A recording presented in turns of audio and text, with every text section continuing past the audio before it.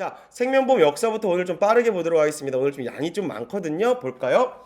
자, 생명보험 역사는요, 고대, 중세, 근대까지요, 이렇게 아우러서 나옵니다. 그래서 고대를 보시면요, 오늘날의 생명보험과 유사한 대표적인 제도가 뭐냐라고 물어봐서 두 가지가 나옵니다. 첫 번째 뭐냐면 에라노이라는 게 있고요. 두 번째는 콜레기아라는 게 있다라고 보시면 되는데요.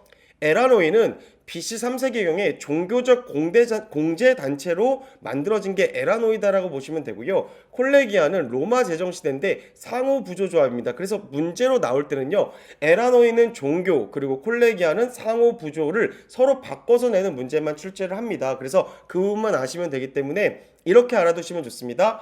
에라노이는 종교다. 그래서 저는 이렇게 쉽게 말씀드릴 때 이렇게 합니다. 절대 종교를 비하하는 게 아니고요. 제가 정말 너무 힘들어요. 그러면 에라이 종교나 가져야지. 이렇게 뭔가 기댈 곳이 필요해 라고 해서 에라이 종교나 가져야지. 이렇게 외우시면 되고요.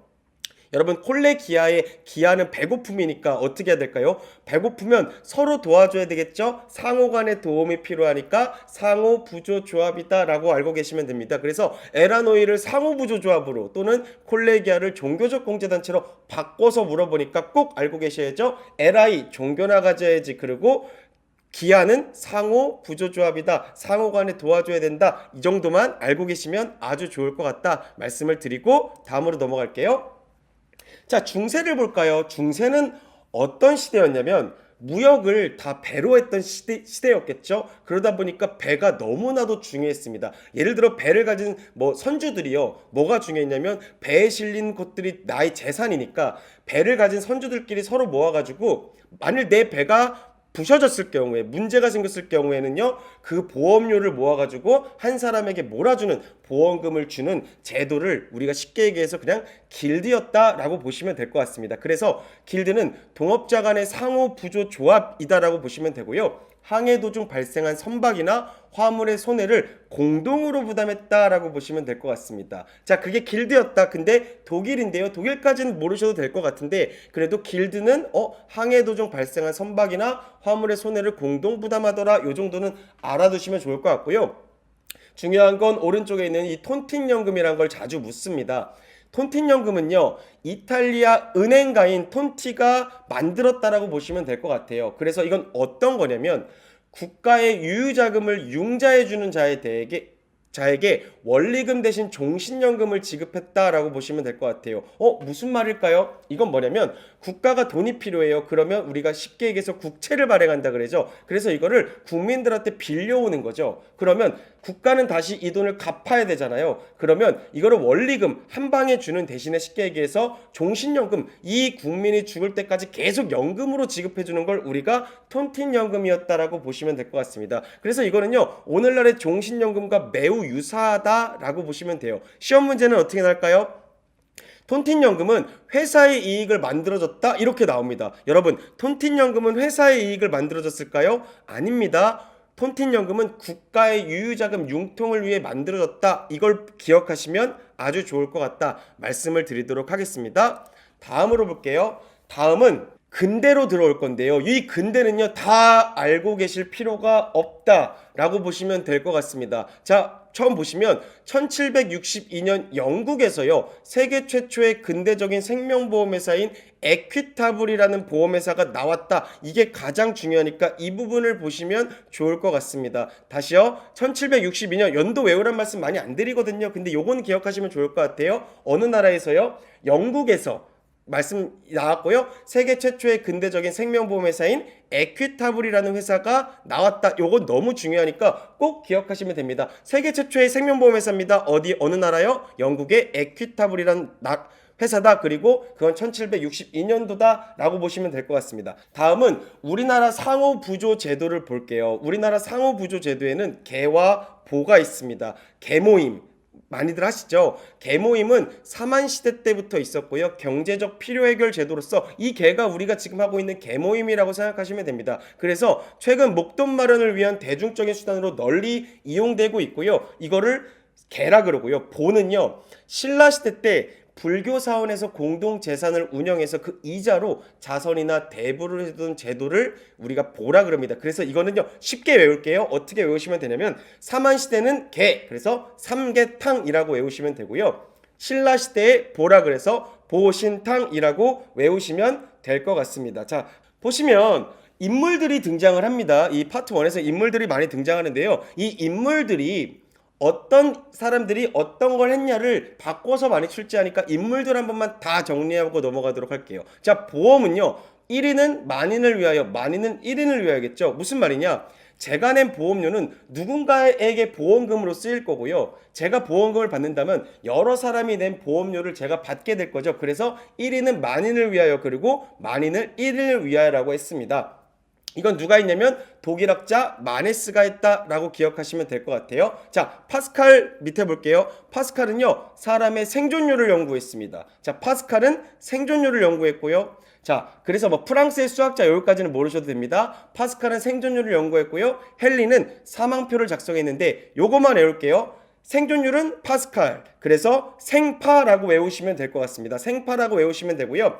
헨리는 우리가 할례라고도 하거든요. 그래서 사망할례. 여러분들이 공부 못하셔서 예를 들어서 떨어지면 제가 사망할래. 예를 들어서 이렇게 쉽게 외우시면 될 것 같아요. 그래서 생파라고 외우시면 되고요. 사망할래라고 외우시면 되죠. 실제로는 당연히 사망하면 안 되겠죠. 사망할래라고 그냥 재밌게 외워두시면 좋을 것 같습니다. 자, 아까 말씀드렸죠. 이탈리아 은행가인 톤티라는 사람이 톤틴연금을 만들었다라고 해서 인물들을 이렇게 정리하시고 넘어가시면요. 시험 문제 한 문제 맞추는 데는 크게 어렵지 않다 말씀을 드리도록 하겠습니다. 자, 다음 볼게요. 다음은 우리나라 생명보험을 얘기합니다. 우리나라 생명보험은요. 1876년도에 강화도 조약을 체결한 이후에 일본의 생명보험회사가 국내 대리점을 설치했습니다. 자, 그러면 여기서 문제가 나오겠죠. 우리나라 보험은 어디서 들어왔느냐라고 물어보는데 첫 번째는 강화도 조약 체결하고 일본에서 들어왔다. 요거를 기억하시면 좋을 것 같습니다. 자, 그렇게 말씀드리고요. 1921년도에 최초의 생명보험회사인 조선생명보험 주식회사가 탄생했다라고 보시면 좋을 것 같습니다. 그리고 50년대가 되면요.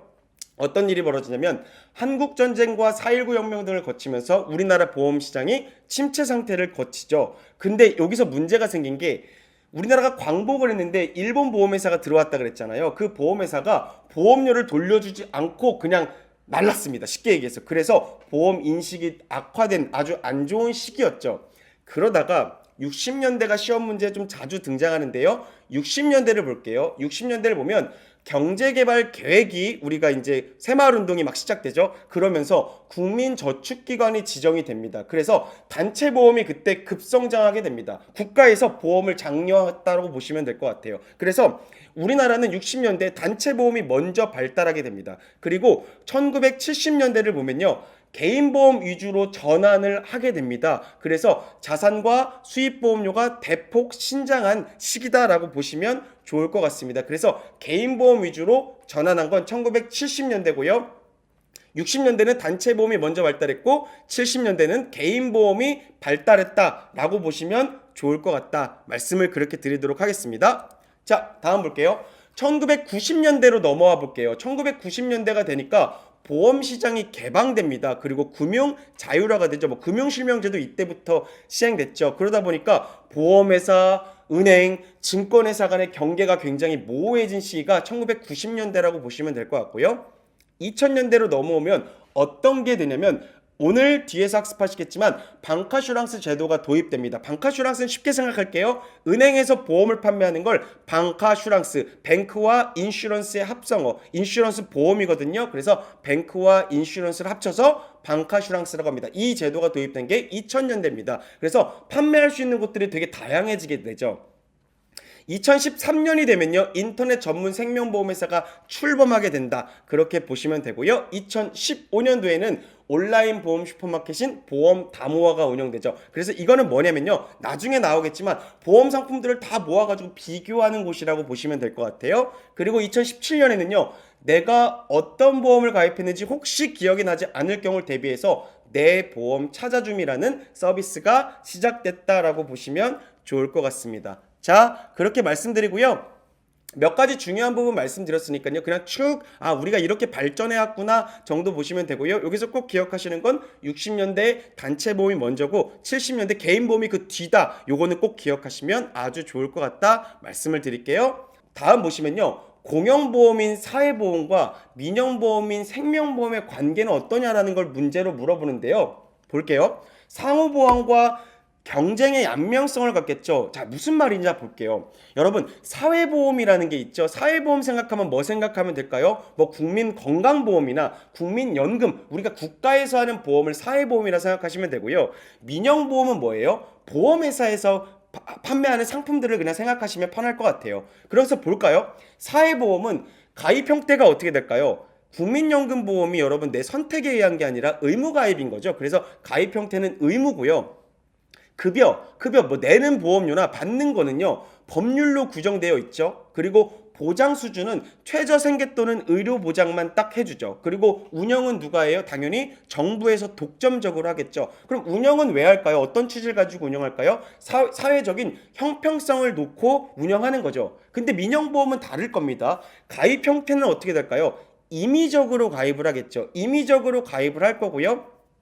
급여는 어떻게 될까요? 계약에 의해 결정이 됩니다. 급여는 계약에 의해 결정이 되고요. 보장 수준은요. 보험료 부담 수준에 따라 굉장히 상이하겠죠. 내가 많이 내면 많이 받는 거죠. 쉽게 얘기해서. 그리고 운영 주체는 어디서 해요? 정부가 아니죠. 민간, 자유경쟁적인 A보험회사, B보험회사, C보험회사에서 하겠죠. 그럼 운영 취지는 뭐예요? 개인별 적정성을 갖고 있죠. 많이 낸 사람이 쉽게 얘기해서 많이 받아가는 구조가 되어 있다. 이거를 개인별 적정성이라고 합니다. 그런 부분들을 보시면 될 것 같고요. 그래서 상호 보완과 경쟁의 양면성을 갖는다. 쉽게 생각해서 국민연금을 가입하는 거랑 연금보험 가입하는 거랑 어떻게 보면 상호 보완이겠지만 한편으로는 경쟁도 된다라고 보시면 좋을 것 같습니다. 자, 그렇게 보고 다음을 보도록 할게요. 다음은요. 국가에서 하는 사회보장 제도가 세 가지가 있는데 요거를 물어보거든요. 세 가지를 설명드릴게요. 첫 번째 사회보험입니다. 앞에서 설명드렸던 사회보험은 우리가 4대 보험이라고 하죠. 첫 번째 국민연금보험 있고요. 두 번째 국민 건강보험 있고요. 세 번째 산재보험 있고 네 번째 고용보험이 있습니다. 여러분 이렇게 보시면 되고요. 다 보험자가 들어가네요. 두 번째 공공부조를 볼까요? 공공부조는 뭘까요? 기초생활보장 그리고 의료급여를 보장하는 걸 우리가 공공부조라 그럽니다. 그래서 공공부조는요 아주 기초적인 부분을 보장한다라고 생각하시면 좋을 것 같아요. 그리고 사회 서비스로 넘어오면요 노인복지, 장애인복지, 아동복지, 가정복지 다 복지자가 들어가네요. 외우실 때는요 보험자는 사회보험 그리고 복지자는 사회 서비스로 알아두시면 되고요. 특별하게 공공부조는 기초생활보장과 의료급여가 있다라고 보시면 될 것 같습니다. 자, 밑에 보시면요. 생명보험 자산의 특성이 있는데요. 여러분, 생명보험에 제가 예를 들어 보험료를 냈어요. 그럼 그게 돈으로 뭔가 운영이 되겠죠? 자산으로 운영되겠죠? 그럼 생명보험의 자산은 어떨까요? 첫 번째, 장기자금의 성격이겠죠. 굉장히 우리가 내는 보험료도 길고요. 나중에 받아가는 게 뭐 장기이고 굉장히 종신이니까 굉장히 장기자금적인 성격을 갖습니다. 두 번째는요. 신탁재산의 성격을 갖습니다. 신탁재산은 뭘까요? 신탁은 말 그대로 맡겨놨다라고 보시면 되죠. 언젠간 찾아갈 돈이다라고 해서 신탁재산의 성격이 굉장히 강합니다. 그리고 세 번째 보시면 공공적인 성격이 강하겠죠. 그러니까 서로 간의 보험료가 모이다 보니까 공공적인 성격이 강하다. 요 세 가지를요 이해하셔도 될 것 같아요. 굳이 암기하실 필요는 없을 것 같고요. 그냥 기억을 꼭 해두시면 좋을 것 같다 말씀을 드리도록 할게요. 다음 보시면요. 그러면 이런 생명보험 자산은 운용을 할 거 아닙니까? 여러분들이 내신 보험료를 제가 보험회사라면 어떤 방식을 통해서 어떤 원칙을 통해서 운용을 할 건데 그럼 그 운용의 원칙 네 가지는 뭐냐라는 거죠. 첫 번째 볼까요? 안정성입니다. 여러분들이 내신 보험료는요. 장래 보험금 지급에 지장이 없도록 안정적으로 운영돼야 되겠죠. 두 번째는 수익성이죠. 안정적인 것도 맞겠지만 두 번째는 적용률 이상의 뭔가 수익률을 기록해야겠죠. 수익도 중요합니다. 보시면 되고요. 세 번째 유동성을 볼까요? 유동성은 보험금 일시 지급에 대비하여 즉시 현금화할 수 있는 자산을 얘기하는 거죠. 무슨 말일까요? 예를 들어서 보험금을 바로 줘야 됩니다. 그러다 보니까 쉽게 얘기해서 나중에 말씀드리겠지만 부동산으로 보유를 많이 하지 않습니다. 왜냐면 부동산은 팔기까지 굉장히 오랜 시간이 걸리니까 즉시 현금화할 수 있는 건 우리가 유동성이 높다라고 하니까 유동성이 커야 합니다. 보험은요. 그리고 공익성, 국가 경제 발전에 기여할 수 있도록 공익성 바탕으로 하는데요. 이거 다 외우기 어려우시니까요. 네 글자만 해놓을게요. 안수, 유공 이렇게 네 글자만 외우시면 될 것 같습니다. 안정성, 수익성, 유동성, 공익성 이거를 알고 계시면 좋을 것 같고요. 그러면 이런 자산들은 뭘로 많이 갖고 있는지를 한번 봐볼까요? 밑에 보시면 유가증권으로 많이 갖고 있습니다. 유가증권은 뭘까요? 주식, 국공채, 회사채, 수익증권 이런 것들을 우리가 유가증권이라고 하거든요. 너무 어려워요. 그러면 주식을 그냥 생각하시면 될 것 같습니다. 왜? 금방 팔 수 있으니까요. 유동성이 높아야 되니까 유가증권으로 많이 갖고 있고요. 두 번째는 대출채권으로 갖고 있습니다. 세 번째는 현금과 예치금. 그래서 현금을 많이 쌓아놓지 않습니다. 왜? 수익을 기록해야 되니까. 그리고 너무 중요한 건 네 번째 부동산입니다. 왜? 유동성이 낮잖아요. 바로 현금화하기가 어려우니까 보험회사 자산은요 부동산에 투자를 많이 하지 않는다라고 보시면 됩니다. 실제 시험에서는 부동산이 뭐 높다 이런 식으로 나오니까 꼭 기억할게요. 유가증권이 첫 번째고 마지막이 부동산이다 라고 보시면 아주 좋을 것 같아요. 자, 다음 볼게요. 다음은 생명보험을 필요로 하는 사회적인 배경인데요. 여러분, 보험이 많이 필요할까요? 필요하지 않을까요? 예, 물론 필요합니다. 근데 왜 필요하냐? 첫 번째, 고령화 노후 준비 부족 때문입니다. 오른쪽을 먼저 보시면요. 합계 출산율이 우리가 0.93명으로 OECD 최저라고 하죠. 출산이 많이 안 되고 있죠, 지금. 그리고 고령 사회에 진입을 하고 이미 했습니다. 그거에 대한 건 이따 말씀드릴게요. 그리고 출산은 부족하고 부양 인구 증가로 인한 인구 구조가 변화하고 있죠. 출산은 부족한데 우리가 노인 인구들은 많아지고 있다라는 거죠. 그래서 왼쪽을 잠깐 보시면 고령화율이라는 걸 물어봅니다. 이 시험에선 고령화율을 물어보는데요. 자, 보험회사는요, 전체 인구 중 65세 이상을 노인 인구라고 합니다. 그래서 그 비율이 어떻게 되냐에 따라서 고령화 사회, 고령 사회, 초고령 사회다라고 분류를 시키는데요. 고령화 사회는 여러분 뭘까요? 65세 이상 노인 인구가 100% 중에 7% 이상을 차지하면 고령화 사회라고 합니다. 우리는 이미 고령화 사회를 지났습니다. 그럼 고령 사회는 뭘까요? 14% 이상이 되면 그걸 고령 사회라고 합니다. 화자가 없으니까 꼭 기억하세요. 고령 사회입니다. 2017년에 이미 우리가 진입을 했습니다. 그래서 고령 사회를 기억하시면 되고요. 세 번째, 20% 65세 이상 노인 인구가 20% 이상 되면요, 이걸 초고령 사회라고 합니다. 시험 문제에서는 이 세 가지를 분류하는 문제를 많이 물어보니까 꼭 기억할게요. 이건 연도도 기억하세요. 이미 2017년에 우리 고령 사회에 들어갔고요. 그리고 2026년에요 초고령 사회에 들어갈 것으로 예상하고 있다. 요거까지 알아두시면 아주 좋습니다. 자, 다음 볼게요. 다음은 두 번째 이유는 뭐가 있을까요? 재해와 성인병이 증가하고 있습니다. 전체 사망자 중 여러분 4명 중 1명이 암으로 사망합니다. 26.5%죠. 그러다 보니까 암보험을 여러분들이 많이 갖고 계신 거고 많이 가입하신다라고 보시면 될 것 같습니다. 1위는 암이고요. 2위는 뭘까요? 심혈관 질환, 심장 질환입니다. 그리고 3위는 좀 바뀌었어요. 폐렴으로 바뀌었고요. 네 번째는 뇌혈관 질환입니다. 그래서 이걸 4대 질병 뭐 이런 식으로 우리가 얘기를 많이 하죠. 그 부분을 기억하시면 좋을 것 같다 말씀을 드리고요.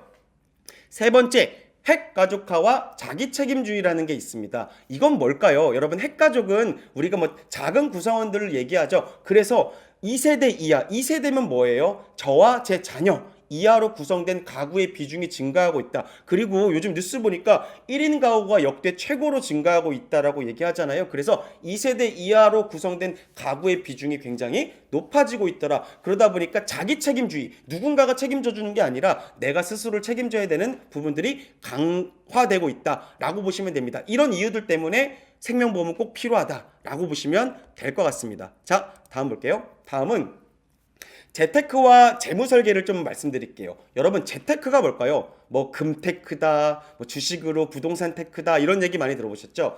재테크는 어떠한 목돈을 모으는 방법이나 기술을 테크라고 하죠. 재물을 모으는 기술이다 그래서 재테크라고 하고요. 재무 설계는 좀 다릅니다. 재무 설계는 뭐냐면 미래에 발생할 몇 가지 중요한 인생의 이벤트를, 예를 들어서 제 자녀가 뭐 대학을 가거나 아니면 제 자녀가 결혼하거나 제가 노후를 맞거나 이런 이벤트를 현재 시점부터 효과적으로 준비하는 방법을 우리가 재무 설계라고 합니다. 재무 설계라고 하고요. 그래서 밑에 보시면 생애 소비 만족의 극대화. 이 재무 설계는 왜 필요하냐? 첫 번째, 생애 소비 만족의 극대화 때문입니다. 좀 어려운 용어죠. 간단하게 말씀을 드려볼게요. 여러분, 소득과 소비는 일치할까요? 이 흐름이? 잘 생각해 볼게요. 여러분들 소비는요, 뭐 예를 들어서 꾸준하게 이루어지고 제가 죽을 때까지 소비는 이루어질 겁니다. 근데 소득은 아니겠죠. 예를 들어 30대부터 뭐 60세까지 제가 일을 했다면 30년만 소득은 발생할 거고 나머지 소득이 없죠. 그러다 보니까 소득의 흐름과 소비 지출의 흐름은 일치하지 않습니다. 그래서 이거를 일치한다라고 되게 자주 물어봐요. 절대 아닙니다. 불일치하죠. 그 밑에 맨 마지막을 보시면요. 이걸 문제로도 가끔 출제하는데 꼭 기억하세요. 여러분, 소비 지출의 흐름은 소득의 흐름보다 완만하게 변화합니다. 무슨 말일까요? 소득은요, 30세부터 60세까지 급격하게 발생하는데 소비 지출은 평생 동안 꾸준하게 이루어진다는 거죠. 그러다 보니까 소비 지출의 흐름이 소득의 흐름보다 완만하게 변화한다 라고 기억하시면 되고요.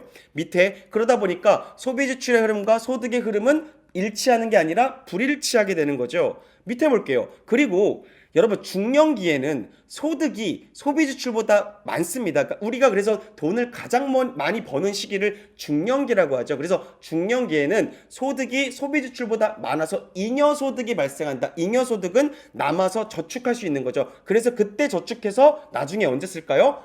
노후 때 쓰겠죠. 잉여소득이 발생한다. 그래서 이 가로치기를 시험 문제 내니까요. 꼭 기억해야겠죠. 완만하게 변화하고요. 불일치하고요. 잉여소득이 발생한다. 요거를 기억하시면 문제 푸시는데 아주 도움을 많이 받으실 겁니다. 다음 보시면요. 미래 리스크를 대비해야 되겠죠. 재무설계가 왜 필요하냐? 물가상승, 실업, 질병, 그리고 여러분들 준비되지 못한 상황에서의 너무 오래 사는 장수도 미래의 위험입니다. 리스크죠. 그래서 이걸 대비하기 위하여 재무설계가 필요하다는 거고요. 3번 보시면요. 사회 경제적 환경 변화에 대응해야 된다. 무슨 말이냐? 여러분 대한민국은 자산의 구조가 뭘로 많이 돼 있을까요? 부동산이 압도적으로 많겠죠. 그러다 보니까 부동산은 많고 은행과 보험 같은 금융자산은 낮습니다.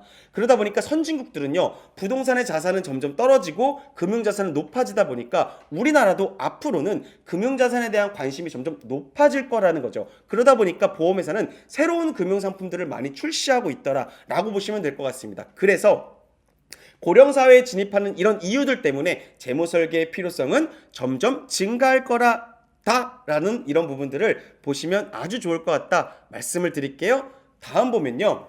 여러분 계약자가 납입하는 보험료라는 게 있고요. 이런 게 있죠. 근데 이 보험료는요. 어떤 원칙에 의하여 만들어지는데 첫 번째 대수요법칙 그리고 생명표 수지상등의 원칙입니다.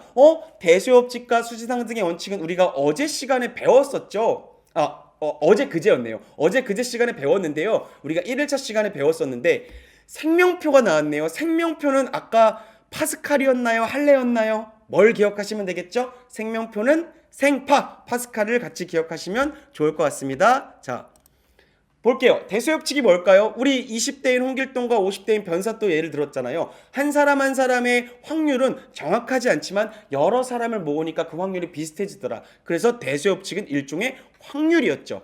관찰 횟수를 늘리면 일정한 발생 확률이 나오고요. 이 확률은 비슷하게 진행되더라. 그렇게 보시면 될 것 같습니다. 그래서 여기서 중요한 건 세 번째 줄입니다.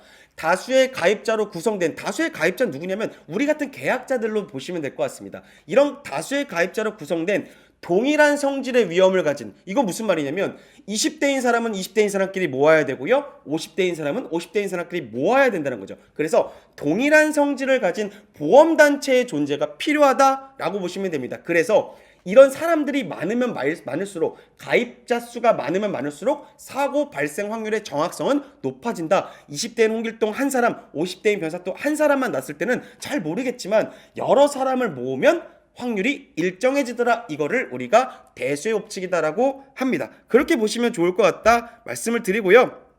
자, 다음으로 보도록 할게요. 다음은 사망률과 생명표입니다. 사망률은 할례였죠. 그것도 기억하시면 좋고요. 사망률은 뭐냐면 1년간의 사망자 수 나누기 연초의 생존자 수입니다. 그래서 사망을 몇 프로가 했느냐 요거를 우리가 내는 걸 사망률이라고 합니다. 이 공식을 한번 기억하시면 아주 좋을 것 같고요. 밑에 보시면 생명표라는 게 있는데요. 생명표는 뭘까요?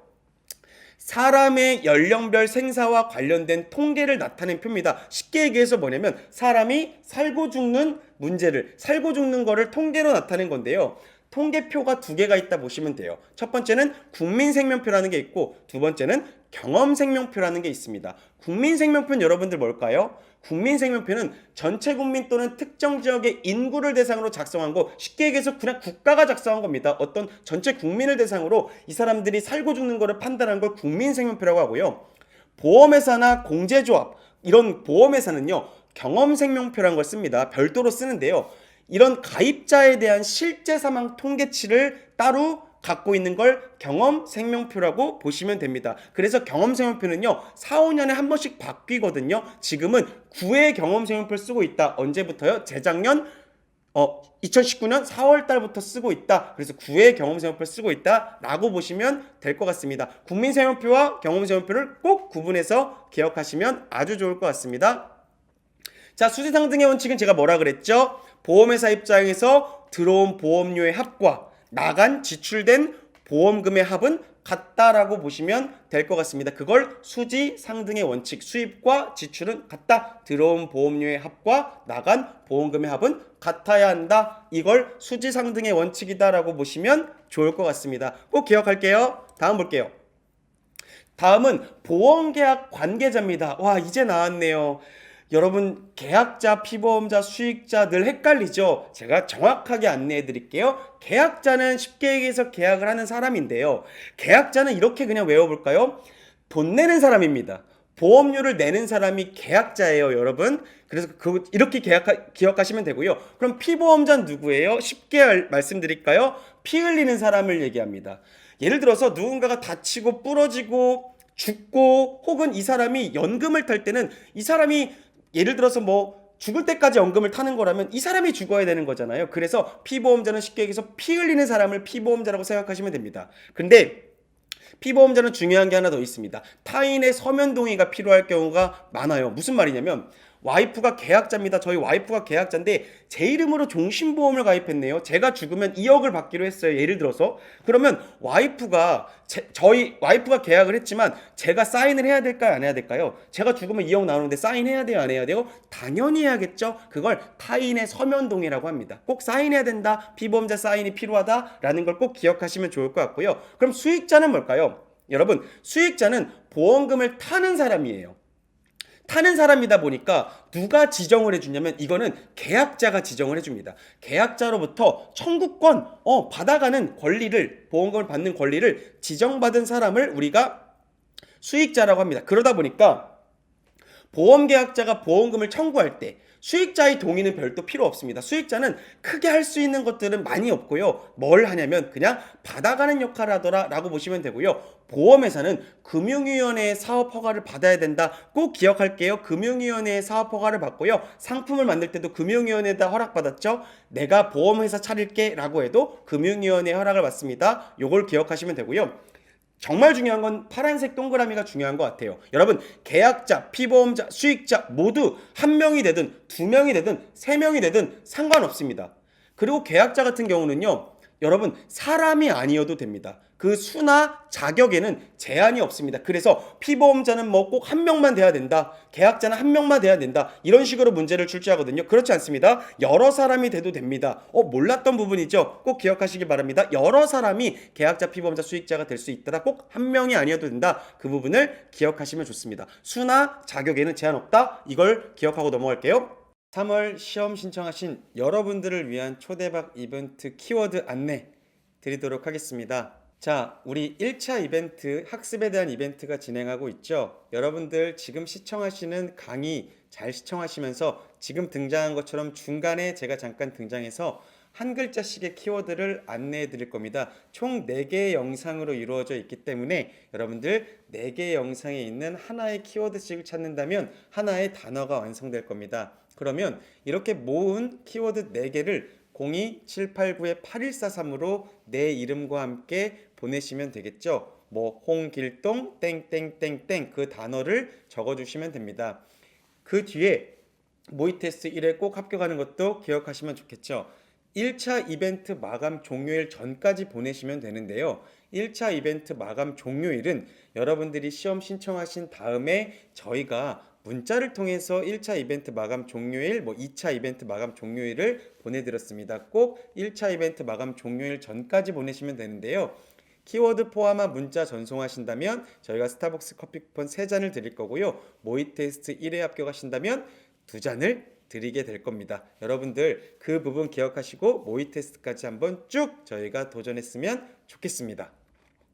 키워드 안내해 드리도록 하겠습니다. 첫 번째 키워드는 생입니다. 그러면 다음 강의에도 이런 키워드가 하나씩 등장하니까 4개의 강의를 듣게 된다면 하나의 단어가 완성되겠죠? 이걸 다 찾아서 02789-8143으로 보내시면 됩니다. 그런데 꼭 다시 한번 기억할게요. 내 1차 이벤트 마감 일자를 여러분 문자로 발송해 드렸으니까 꼭 기억하시면 좋을 것 같습니다. 자, 앞으로도 시험 공부 집중하셔서 더 파이팅 하시면 좋을 것 같습니다. 다음은 좀 헷갈리는 부분이죠. 보험 기간이란 용어가 있고 보험 사고, 보험료 납입 기간이 있고요. 보험 금액, 보험료 너무 헷갈려요. 볼까요? 보험 기간이 뭘까요? 보험 기간 만기라고 생각하시면 됩니다.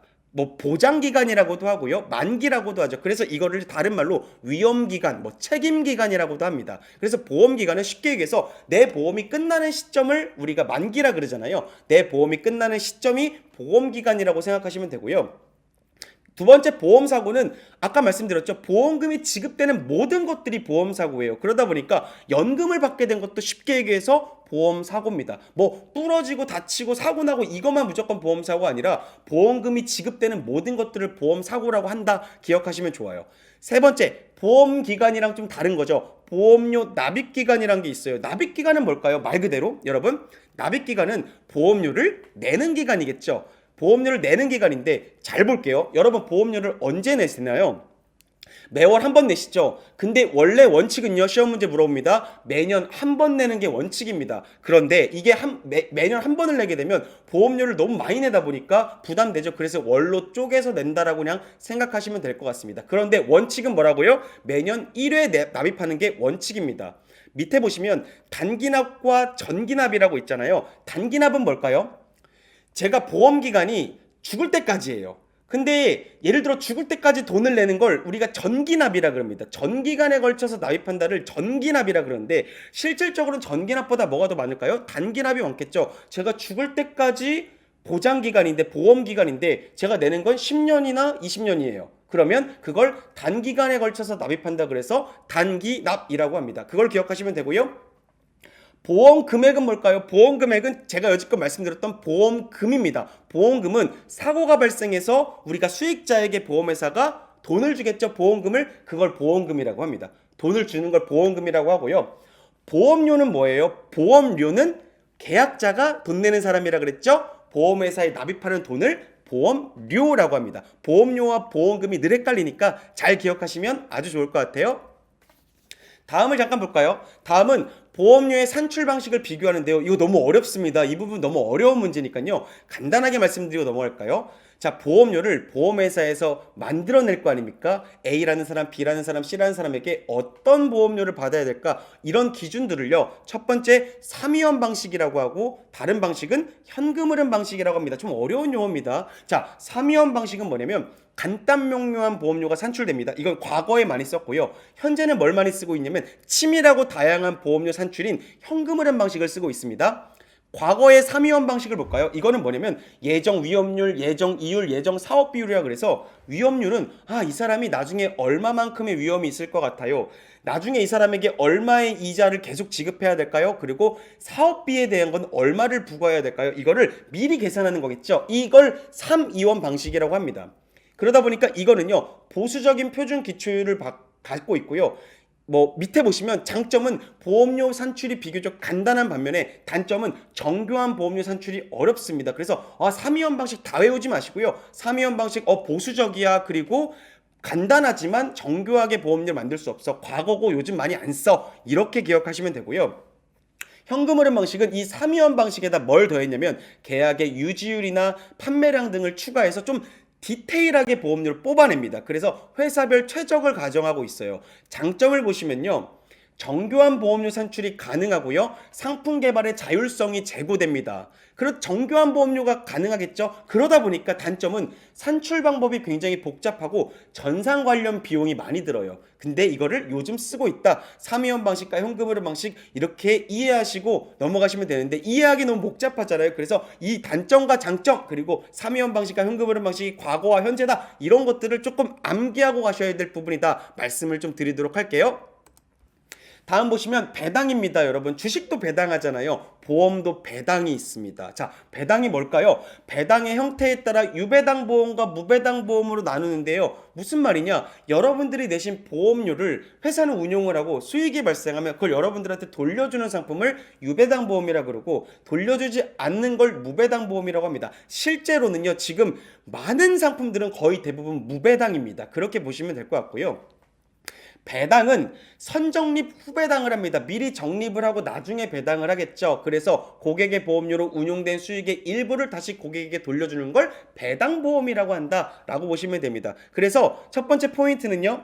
과거에는 모든 보험회사가 동일 배당률을 적용했습니다. 과거에는요. 근데 2000년 4월부터는요. 이게 자유화가 됐습니다. 이제 배당률이 달라요. 회사마다. 그거를 그냥 이런 게 있었구나라고 기억하시면 좋을 것 같아요. 자, 다음 볼게요. 그러면 무배당 보험 계약을 볼까요? 무배당 보험 계약이 무조건 안 좋은 거 아니에요? 꼭 그렇진 않습니다. 배당을 하지 않기로 약속하고 보험료를 미리 할인해 줍니다. 그래서 유배당 보험에 비해서 무배당 보험이 보험료가 더 저렴한 특징을 갖습니다. 자, 그렇게 보시면 되고요. 배당금을 그럼 받는 방식이 있는데요. 첫 번째는 현금으로 받는 방식이 있겠죠? 배당을 받아야겠죠? 어떻게 받는다? 현금으로 받는다. 두 번째는요. 보험료를 상계합니다. 상계가 뭘까요? 쉽게 얘기해서 까부시는 겁니다. 제가 배당을 받았지만 보험료를 내야 되잖아요. 그러니까 내야 될 보험료를 배당금으로 대신 까부시는 걸 우리가 보험료 상계라고 하고요. 세 번째는요. 보험금이나 재환급금 지급 시 가산한다라고 합니다. 그래서 배당금을 적립한 다음에 각종 환급금에 더해 지급한다. 나중에 받아야 될 보험금이나 내 적립금에 그냥 쌓아놓는 겁니다. 쉽게 얘기해서 보험 통장에 쌓아놓는다라고 보시면 될 것 같습니다. 이렇게 세 가지 방법이 있다라고 보시면 될 것 같습니다. 다음 볼게요. 다음은 너무너무 중요한 겁니다. 꼭 기억하세요. 이 부분은. 자, 예를 들어 볼게요. 배당 얼마 나올 거예요? 여러분 이거 가입하시면요. 이거 유배당 상품이니까 배당 주는 상품인데요. 이거 얼마 드릴 거예요? 이거 진실일까요? 거짓일까요? 사실 이거 거짓말입니다. 왜냐면 아까 선적립 후배당이니까 뭔가 적립을 해보고 이익이 발생한 걸 돌려주니까 그 이익이 얼마인지를 모르잖아요. 그러다 보니까 아직 발생하지 않은 배당에 대해 기록할 수 없습니다. 장래 이익 배당 잉여금 분배에 대한 예상은 엄격하게 기재를 금지합니다. 왜냐면요. 모집 질서 혼란과 과당 경쟁을 방지하기 위해서 이건 하지 않아요. 다만요. 요거를 엄청 물어보겠죠. 예외 조항이 있습니다. 단 유배당 연금보험입니다. 제가 어제도 연금보험 5년 한번 말했던 것 같은데 유배당 연금보험은요. 직전 5개년 실적을 근거로 예를 들어서 1년 차에는요. 배당이 얼마 나왔고요. 2년에 얼마, 3년에 얼마 이렇게 해서 5년에 얼마 나왔으니까요. 자, 이번에 이거 가입하시면 얼마의 배당이 나올 가능성이 있습니다. 이거를 예시할 수 있다. 근데 그 기준은 뭐냐면 연금보험과 5년 실적을 오픈해야 됩니다. 이 연금보험과 5년 요거를 너무너무 중요하니까 꼭 기억하시면 좋을 것 같습니다. 자, 그렇게 말씀을 드리도록 할게요. 연금보험 5년 꼭 기억하세요. 자, 다음 볼게요. 다음 보시면요. 요거만 말씀드리고 잠깐 쉬었다 갈게요. 청약을 볼게요. 여러분, 계약자가 청약서에 사인하는 걸 뭐라고 할까요? 청약이라고 합니다. 청약은 뭐냐면요. 계약자가 사인하는 겁니다. 그런데 맨 밑에 보시면요. 계약자의 청약이 있고 보험회사가 승낙을 해야만 계약이 성립된다라고 했죠. 우리 첫 번째 시간에요. 낙성계약 얘기 많이 했거든요. 여러분 절대로 계약자가 청약을 했다고 해서요. 보험 계약이 성립한 게 아닙니다. 뭐 해야 된다 그랬죠? 보험회사가 무조건 승낙을 해야지만이 계약이 성립하게 됩니다. 이걸 꼭 기억하시면 돼요. 그래서 위에 보시면 계약자의 청약이 있으면 보험회사는 피보험자의 위험 정도에 따라 뭐 할 수 있냐면요. 승낙을 거절하거나 별도의 조건을 붙여 승낙이나 거절을 할 수 있다라고 하는 거죠. 회사가 승낙하거나 거절할 수 있더라라고 보시면 됩니다. 그리고 우리 생명보험의 특성 중에 분료식 계약인 특징이 있었죠. 생명보험은 굳이 적는 행위가 필요 없다고 그랬죠. 그래서 구두로도 청약이 가능하다고 말씀드렸습니다. 이건 왜 그럴까요? 대량의 거래를 신속하게 처리하기 위해 우리가 알고 있는 계약서인 청약서를 사용할 뿐 원래는 요식이 아니라 불요식 구두로도 청약이 가능한 게 특징이다. 이렇게 보시면 좋을 것 같습니다. 자, 다음으로 넘어갈게요. 청약을 좀 디테일하게 볼까요? 청약은 뭘까요?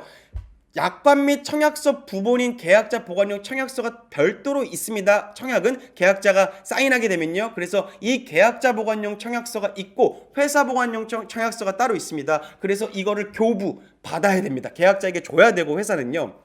근데 문제는 밑에 보시면 약관 및 청약서 부분은 메일과 같은 전자적인 방법으로 보내기도 합니다. 실제로 메일로도 보내죠. 그래서 고객이 확인했다는 수신을 해야지만이 해당 문서를 보내준 것으로 간주합니다. 이거 무슨 말이냐면 굳이 책으로 주지 않고요. 메일을 줄 건데 문제는 뭐냐면 메일을 고객이 열어봐야지 이걸 받았다고 인정하겠다는 겁니다. 그래서 오른쪽 보시면 메일을 여는 수신, 여러분 수신이 메일을 열어본 거고요.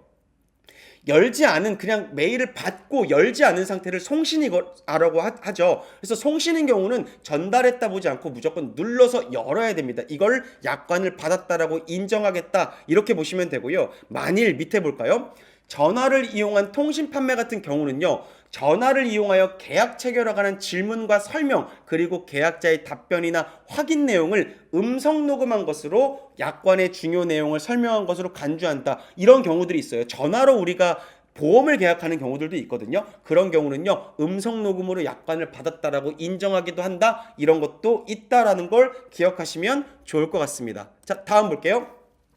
다음은 청약 철회입니다. 여러분 제가 몇 번을 설명드렸죠. 청약 철회를 이제 좀 디테일하게 보겠네요. 청약 철회는 홈쇼핑에서 우리가 물건 사시면 며칠 이내 반품할 수 있죠. 이 보험을 반품하는 걸 청약 철회라고 보시면 됩니다. 청약 철회는요. 일정하게 무효화할 수 있는 걸 의미하겠죠. 계약자를 보호하는 중요한 제도 중에 하나입니다. 그런데 여기서 시험 문제에서 자주 등장하는 건요. 과연 청약 철회 기간이 며칠이냐인데 두 가지가 있습니다. 보험 증권을 받은 날로부터 15일이에요. 그리고 여러분들이 청약하신 날로부터 30일입니다. 그럼 30일과 15일이 별개로 있어요. 그러다 보니까 맥시멈 30일이라고 기억하시면 될 것 같아요. 청약일로부터 30일이고요. 기억할게요. 보험증권을 받은 날로부터는 15일이에요. 그러다 보니까 뭐 청약일로부터 15일 이렇게 바꿔내겠죠. 이거를 분간해서 기억하시면 되고요. 그 이후에는 청약 철회가 여러분들 불가능합니다. 30일을 꼭 기억하시면 돼요. 그리고 밑에 보시면 원칙상 불가능한 청약 철회가 있어요. 이게 무슨 말이냐면 이런 계약들은 청약 철회가 안 됩니다. 자, 첫 번째, 의사의 진단이 필요한 진단계약. 우리가 진단계약이 있고 무진단계약이 있다 말씀드렸죠. 진단계약은 뭘까요? 의사의 진단이 필요한 계약, 무진단계약은 필요 없는 계약인데 의사의 진단이 필요한 진단계약은 청약 철회가 안 됩니다. 두 번째, 전문보험 계약자의 계약은 안 되는데 그럼 전문보험 계약자가 뭐예요? 오른쪽 보시면요. 전문보험 계약자는 보험계약의 전문성이나 자산규모 뭐 이렇게 막 써 있어요. 근데 쉽게 생각할게요. 국가나 지방자치단체와 같이 굉장히 큰 기관이라고 그냥 생각하세요. 국가나 지방자치단체와 같이 제가 아까 계약자가 사람이 돼도 되고 회사가 돼도 된다. 자격에 제한이 없다 그랬잖아요. 그래서 계약자가 굉장히 큰 사람들, 예를 들어서 큰 뭔가 기관들, 이걸 전문보험계약자라고 그냥 알아두고 넘어가시면 됩니다. 이런 전문보험계약자의 계약은 청약 철회가 안 된다 보시면 되고요. 오른쪽에 보험기간이 1년 미만인 계약도 청약 철회가 안 됩니다. 예를 들어 뭐 10일짜리다, 20일짜리다 이런 보험은요. 청약 철회가 안 된다라고 기억하시면 좋을 것 같습니다. 다음 볼게요. 자, 그러면 고객이 청약을 철회한 경우가 있겠죠. 그럼 보험회사는 철회라면 돌려줘야 될까요? 안 돌려줘야 될까요? 돌려줘야 되죠. 보험료를 당연히. 고객이 걸리니까 며칠 이내 돌려줄까요? 3일 이내 보험료를 돌려줘야 됩니다. 그런데 청약 철회가 이후에 보험사고가 났어요. 근데 예를 들어 3일 동안에 보험료를 돌려주지 않았어요. 보험회사가. 근데 청약 철회를 신청했습니다. 고객이. 그러면 보험사고가 났더라도 당연히 보험료를 반환하지 않더라도 이 보험사고에 대해서 보장하지 않는다. 자, 통신수단을 이용하여 철회한 경우는 통신수단으로 철회가 가능해야겠죠. 당연히. 자, 오른쪽 볼게요. 그러면 3일 이내 보험료를 줘야 되는데 늦어졌습니다. 보험회사가 준 게. 그러면 어떻게 될까요? 기납입 보험료에 보험계약 대출 이율. 보험계약 대출 이율이 뭘까요? 여러분, 약대율이라는 게 있습니다. 약대율은요, 굉장히 고금리입니다. 근데 이 고금리를 연단위 복리로 계산한 이자를 더해줍니다. 미안하니까. 회사가 잘못한 거잖아요. 3일 이내 못 줬으니까. 그럼 이자를 더해서 준다. 단, 여기서 기억할 거는 신용카드로 보험료를 납부한 경우는요, 그냥 매출 취소만 하고 별도의 이자를 지급하지 않는다라고 보시면 됩니다. 그리고 밑에 보시면 보험증권을 받아야 청약 철회가 가능하다, 이런 문제가 요즘 많이 등장하거든요. 여러분 생각해 볼게요. 보험증권을 받아야 청약 철회가 가능할까요? 아니요. 청약 철회는 내가 청약을 한 다음에 증권 받지 않아도 바로 철회할 수 있습니다. 전혀 보험증권을 받고 안 받고는 청약 철회와 연관성이 없다. 이 부분을 알고 계시면 좋을 것 같습니다. 자, 요것만 보고 이제 쉬도록 할게요. 승낙 거절 볼까요? 자, 아까 청약을 하면, 계약자가 청약을 하면 보험회사는 승낙을 해야 된다고 했죠. 근데 이 승낙의 기준이 있습니다. 무진단 계약의 경우, 진단을 받지 않은 계약의 경우요, 청약일로부터 30일 이내에 승낙을 해야 되고요, 진단 계약의 경우 진단일로부터 30일 이내에 승낙을 해야 됩니다. 그래서 이게 청약일이냐 진단일이냐에 따라서 30일 이내 30일 이내가 다릅니다. 무진단 계약은 청약일로부터 30일, 그리고 진단 계약은 진단일로부터 30일이다 기억하시면 될 것 같고요. 만일 30일 동안에 회사가 승낙 여부를 통지하지 않았습니다. 그럼 무조건 승낙입니다. 그렇게 기억하시면 될 것 같습니다. 자, 만일 회사가 승낙을 거절한 경우에는요, 계약자가 납입한 기납입보험료의 평균 공시율 플러스 1%를 이자를 더해준다. 그냥 이 정도 기억하시면 좋을 것 같습니다. 일반적인 보험계약부터 한번 보도록 할까요? 여러분, 일반적인 보험계약은요, 언제부터 효력이 발생할까요? 보험을 가입했을 때요? 사실 그렇지 않습니다. 보험을 가입한 것보다 더 중요한 거는요, 제1회 보험료를 받은 때, 무슨 말이냐면 돈을 냈을 때부터 보장이 개시된다라고 보시면 돼요. 자, 그래서 제1회 보험료를 받은 날이, 일반적으로 우리 계약하면 1회 보험료 바로 내잖아요. 그러다 보니까 보장 개시일이 같은 경우들이 많겠죠. 근데 보시면요, 시험 문제에서는 단골로 출제하는 게 이 두 가지를 물어보는데, 첫 번째, 의사의 진단이 필요 없는 무진단 계약 같은 경우는요, 크게 어렵지 않습니다. 제1회 보험료를 납입한 날이 보장 개시일입니다. 근데 아까 제가 그랬죠, 30일 안에 보험회사가 승낙해줘야 된다 그랬잖아요. 근데 예를 들어서 제가 돈을 냈어요. 회사가 승낙을 아직 안 했네요. 근데 제가 보험사고가 났어요. 그러면 보장을 해줘야 될까요? 예, 해줍니다. 승낙을 하지 않았더라도 1회 보험료를 내면요, 보장이 무조건 시작한 거라고 보시면 될 것 같습니다. 그런데 오른쪽 보시면요, 진단계약 같은 경우 다릅니다. 왜냐? 진단계약은 의사의 진단이 뭐 필요하다 그랬죠. 그래서 진단계약은 진단과 1회 보험료를 납입한 게 모두 완성됐을 때 보장이 시작됩니다. 1회 보험료를 먼저 내고 진단을 받던, 진단을 먼저 받고 1회 보험료를 내던 두 개가 다 만족해야지만 그 시점부터 보장이 시작된다라고 생각하시면 됩니다. 그래서 늦은 시점이겠죠. 건강진단과 1회 보험료 납입 중에 늦은 시점부터 보장이 시작된다. 이게 진단계약이 좀 특이하죠. 그러다 보니까 엄청나게 많이 나오니까요. 이 부분을 좀 참고하시면 좋을 것 같다 말씀을 드리도록 할게요. 자, 옆에 볼까요? 단 1회 보험료를 납입하였지만 보험금 지급 사유 발생 시까지 진단을 받지 않았다. 이건 무슨 일일까요? 돈을 냈어요. 근데 진단 아직 안 받았어요. 그럼 된다 그랬어요? 안 된다 그랬어요? 두 개를 만족해야 되니까 이거는 보상하지 않겠죠. 그런데 아까 말씀드렸다시피 진단이 필요 없는 계약 같은 경우는요, 승낙을 하지 않았더라도 사고가 발생하면 돈을 냈다면 보장해줘야 된다는 게 특징입니다. 꼭 기억하시고 넘어가시면 돼요. 진단계약의 경우 1회 보험료와 진단을 모두 완성해야지만이 보장이 시작된다 보시면 될 것 같습니다. 다음 볼게요.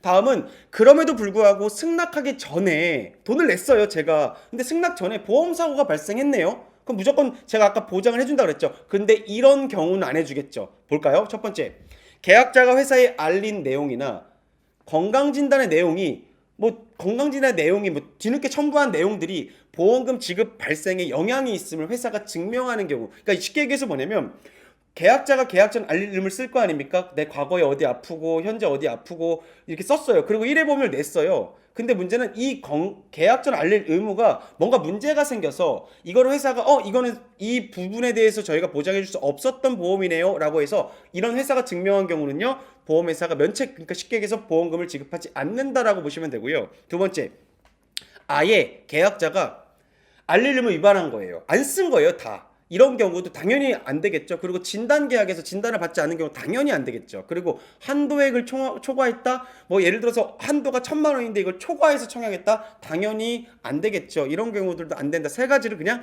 이해하시고 조금 기억만 하시면 좋을 것 같다 말씀을 그렇게 드리도록 할게요. 다음 볼게요. 보험계약의 무효입니다. 무효는 뭘까요? 청약철에는 반품이었죠. 무효는 보험계약이 성립한 때로부터 그 효력이 발생하지 않은 것을 얘기하는데 무효는 세 가지 정도 기준이 있습니다. 언제 무효가 될까요? 첫 번째, 타인의 사망을 아까 제가 말씀드렸죠. 종신보험을 가입했는데 제가 사인 안 한 거예요. 피보험자의 서면 동의를 받지 않은 경우는 당연히 무효가 되겠죠. 두 번째, 제가 늘 말씀드리죠. 15세 미만은요, 어린이들은요, 사망을 절대로 보장할 수 없댔죠. 사망보험금 없다라고 그랬죠. 그래서 만일 사망할 경우에는요, 책임준비금과 기납입보험료, 납입한 보험료 중에 더 큰 금액 지급하고 계약 소멸됐죠. 어린이 보험에서 15세 미만은 절대로 사망을 설계할 수가 없습니다. 늘 수가 없어요. 그리고 심신상실자, 심신박약자, 좀 뭐랄까요? 이제 정신적으로 우리가 의사 판단하기가 좀 어려우신 분들, 그런 분들은요, 이런 분들을 피보험자로 해서 사망을 지급사료한 계약은 안 되겠죠. 누군가가 해를 끼칠 위험이 있으니까 이런 경우도 무효 처리됩니다. 그리고 계약에서 정한 피보험자 나이에 뭐 그럴 일 없겠지만 뭐 15세가 됐는데 뭐 16세가 됐습니다. 이런 경우는 당연히 안 되겠죠. 그러다 보니까 여러분들 이런 경우는 기납입보험료를 돌려주고 그냥 계약은 소멸됩니다. 자, 오른쪽 보시면요. 근데 문제가 심신박약자인 경우에는요, 계약을 체결하거나 단체보험의 피보험자가 될 때 의사 능력이 있는 경우는 계약이 유효합니다. 그러니까 피보험자가 될 때 의사 능력이 있으면 계약은 그냥 받아준다라고 보시면, 이 무효 처리되지 않는다라는 거 그냥 참고로 알아두시면 좋을 것 같습니다. 다음 볼게요. 보험 약관을 보시면 약관 뭐예요? 두꺼운 책이라고 보시면 되죠. 자, 가입한 보험 계약의 모든 내용을 담고 있는 게 보험 약관인데, 약관은 누가 줘야 될까요? 회사는 약관을 계약자에게 교부하고 설명해야 되는 의무를 갖고 있겠죠. 그래서 이걸 누가 대신하죠? 보험 설계사분들이 대신하죠. 밑에 보시면 왜 이런 의무를 갖고 있을까요? 자, 약관을 설명하여 보험료, 보장 범위, 보험금 지급 제한 사유 등 계약 당사자의 권리와 의무를 반드시 설명해야 된다는 거죠. 근데 문제는 맨 밑에 볼게요. 계약자가 충분히 예상할 수 있는 일반적이고 공통적인 사항이나 이미 법령에 의해 널리 알려진 내용은 의무적인 설명 대상에서 제외됩니다. 이게 무슨 말이냐면요, 쉽게 얘기해서 약관의 모든 내용을, 이 두꺼운 책을 다 설명할 수는 없잖아요. 그러다 보니까 공통적이고 일반적인 것들은 설명 의무에서 제외된다라는 부분들을 보시면 될 것 같습니다. 자, 그럼 만일 제가 보험 설계사인데요, 보험 약관을 교부하거나 고객에게 갖다 주거나 설명을 안 했습니다. 그럼 어떻게 될까요? 계약자는 계약이 성립한 날로부터 몇 개월이요? 3개월 이내에 계약을 취소할 수 있습니다. 계약을 취소할 수 있습니다. 계약을 취소할 수 있다? 그럼 3개월 이내. 이거는 누구 잘못인 거예요? 보험 설계사나 보험회사가 잘못한 거죠? 3개월 이내 계약 취소의 권리입니다. 그렇게 보시면 될 것 같고요. 자, 계약 취소의 경우 회사는 받은 보험료인 기납입보험료에 보험계약 대출 이율을 연단위복리로 계산한 금액을 더하여 고객에게 반환해주죠. 왜? 누가 잘못한 거예요? 회사의 잘못이죠. 그럼 당연히 낸 돈 돌려주겠죠. 그리고 또 하나 뭐 해줄까요? 고금리 이자를 많이 주겠죠. 보험계약 대출 이율을 연단위복리로 계산한 금액을 더하여 고객에게 반환합니다 라고 보시면 됩니다. 자, 하나만 더 볼까요? 여러분, 장애란 말 들어보셨죠?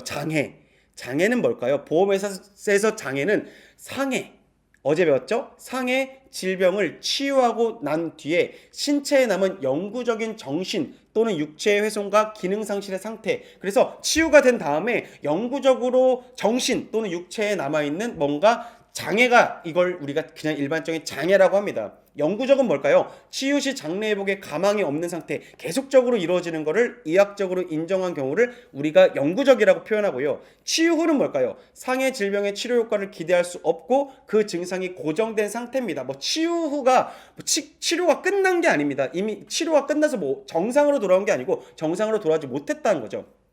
그런데 오른쪽 보시면 치료가 종결됐는데 한시적으로 나타났습니다. 장애가 꾸준히 나타난 게 아니고, 그런 경우는요, 장애 기간이 5년 이하인 경우는 장애 지급률의 20%가 장애 지급률로 됩니다. 그래서 5년 이상인 경우는 장애 지급률의 20%가 장애 지급률이 된다라고 보시면 되고요. 그 이후 악화된 경우에는 악화된 장애 상태를 기준으로 장애 지급률을 결정한다. 참고로 알아두시면 됩니다. 그래서 장애 기간이 좀 5년 이상인 경우는 20%다. 그냥 이렇게 한시적으로 나타난 장애는 그렇다는 거, 5년에 20%를 기억하시면 문제 맞추시는데 조금 더 좋을 것 같아요. 자, 그렇게 말씀드리고요.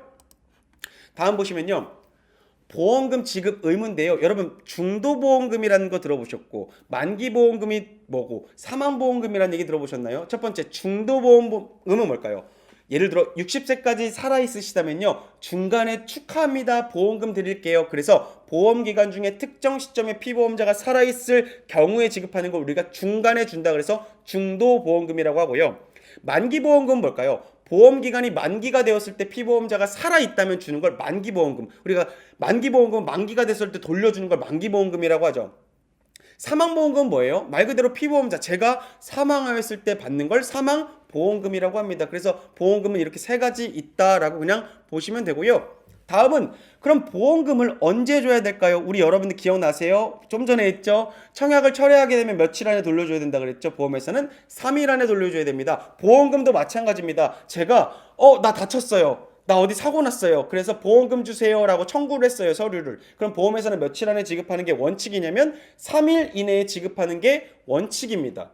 그런데 서류를 보다 보니까 이건 좀 조사가 필요해요, 이건 3일 안에 못 주겠네요, 그러면 10일 안에 줘야 되고요. 이 10일을 경과하게 되면 30일 안에 보험금을 지급해 줘야 됩니다. 그래서 3일, 10일, 30일 요거를 기억하시면 되는데요. 문제는요, 노란색으로 되어 있죠. 분쟁조정 신청, 소송, 뭔가 소송에 걸린 경우나 국가수사기관, 검경찰에서 조사하는 경우, 해외에서 발생한 보험사고는요, 3일, 10일, 30일의 의미가 없습니다. 이거는 굉장히 언제가 될지 몰라요. 그래서 이런 경우는요, 특이한 케이스다라는 거 보시면 되고요. 만일 중도보험금이나 만기보험금의 지급 시기가 다가온다, 알려줘야 되겠죠. 보험회사가 언제 알려줄까요? 7일 이전에 계약자 또는 수익자에게 고객님 뭐 타가셔야 되려면 중도보험금이나 만기보험금이 있어요, 이거 타가셔야 됩니다 라고 하는데, 그게 며칠이냐면 7일을 기준으로 한다. 7일 이전에 알려준다. 이거를 기억하시면 아주 좋을 것 같네요. 다음 볼게요.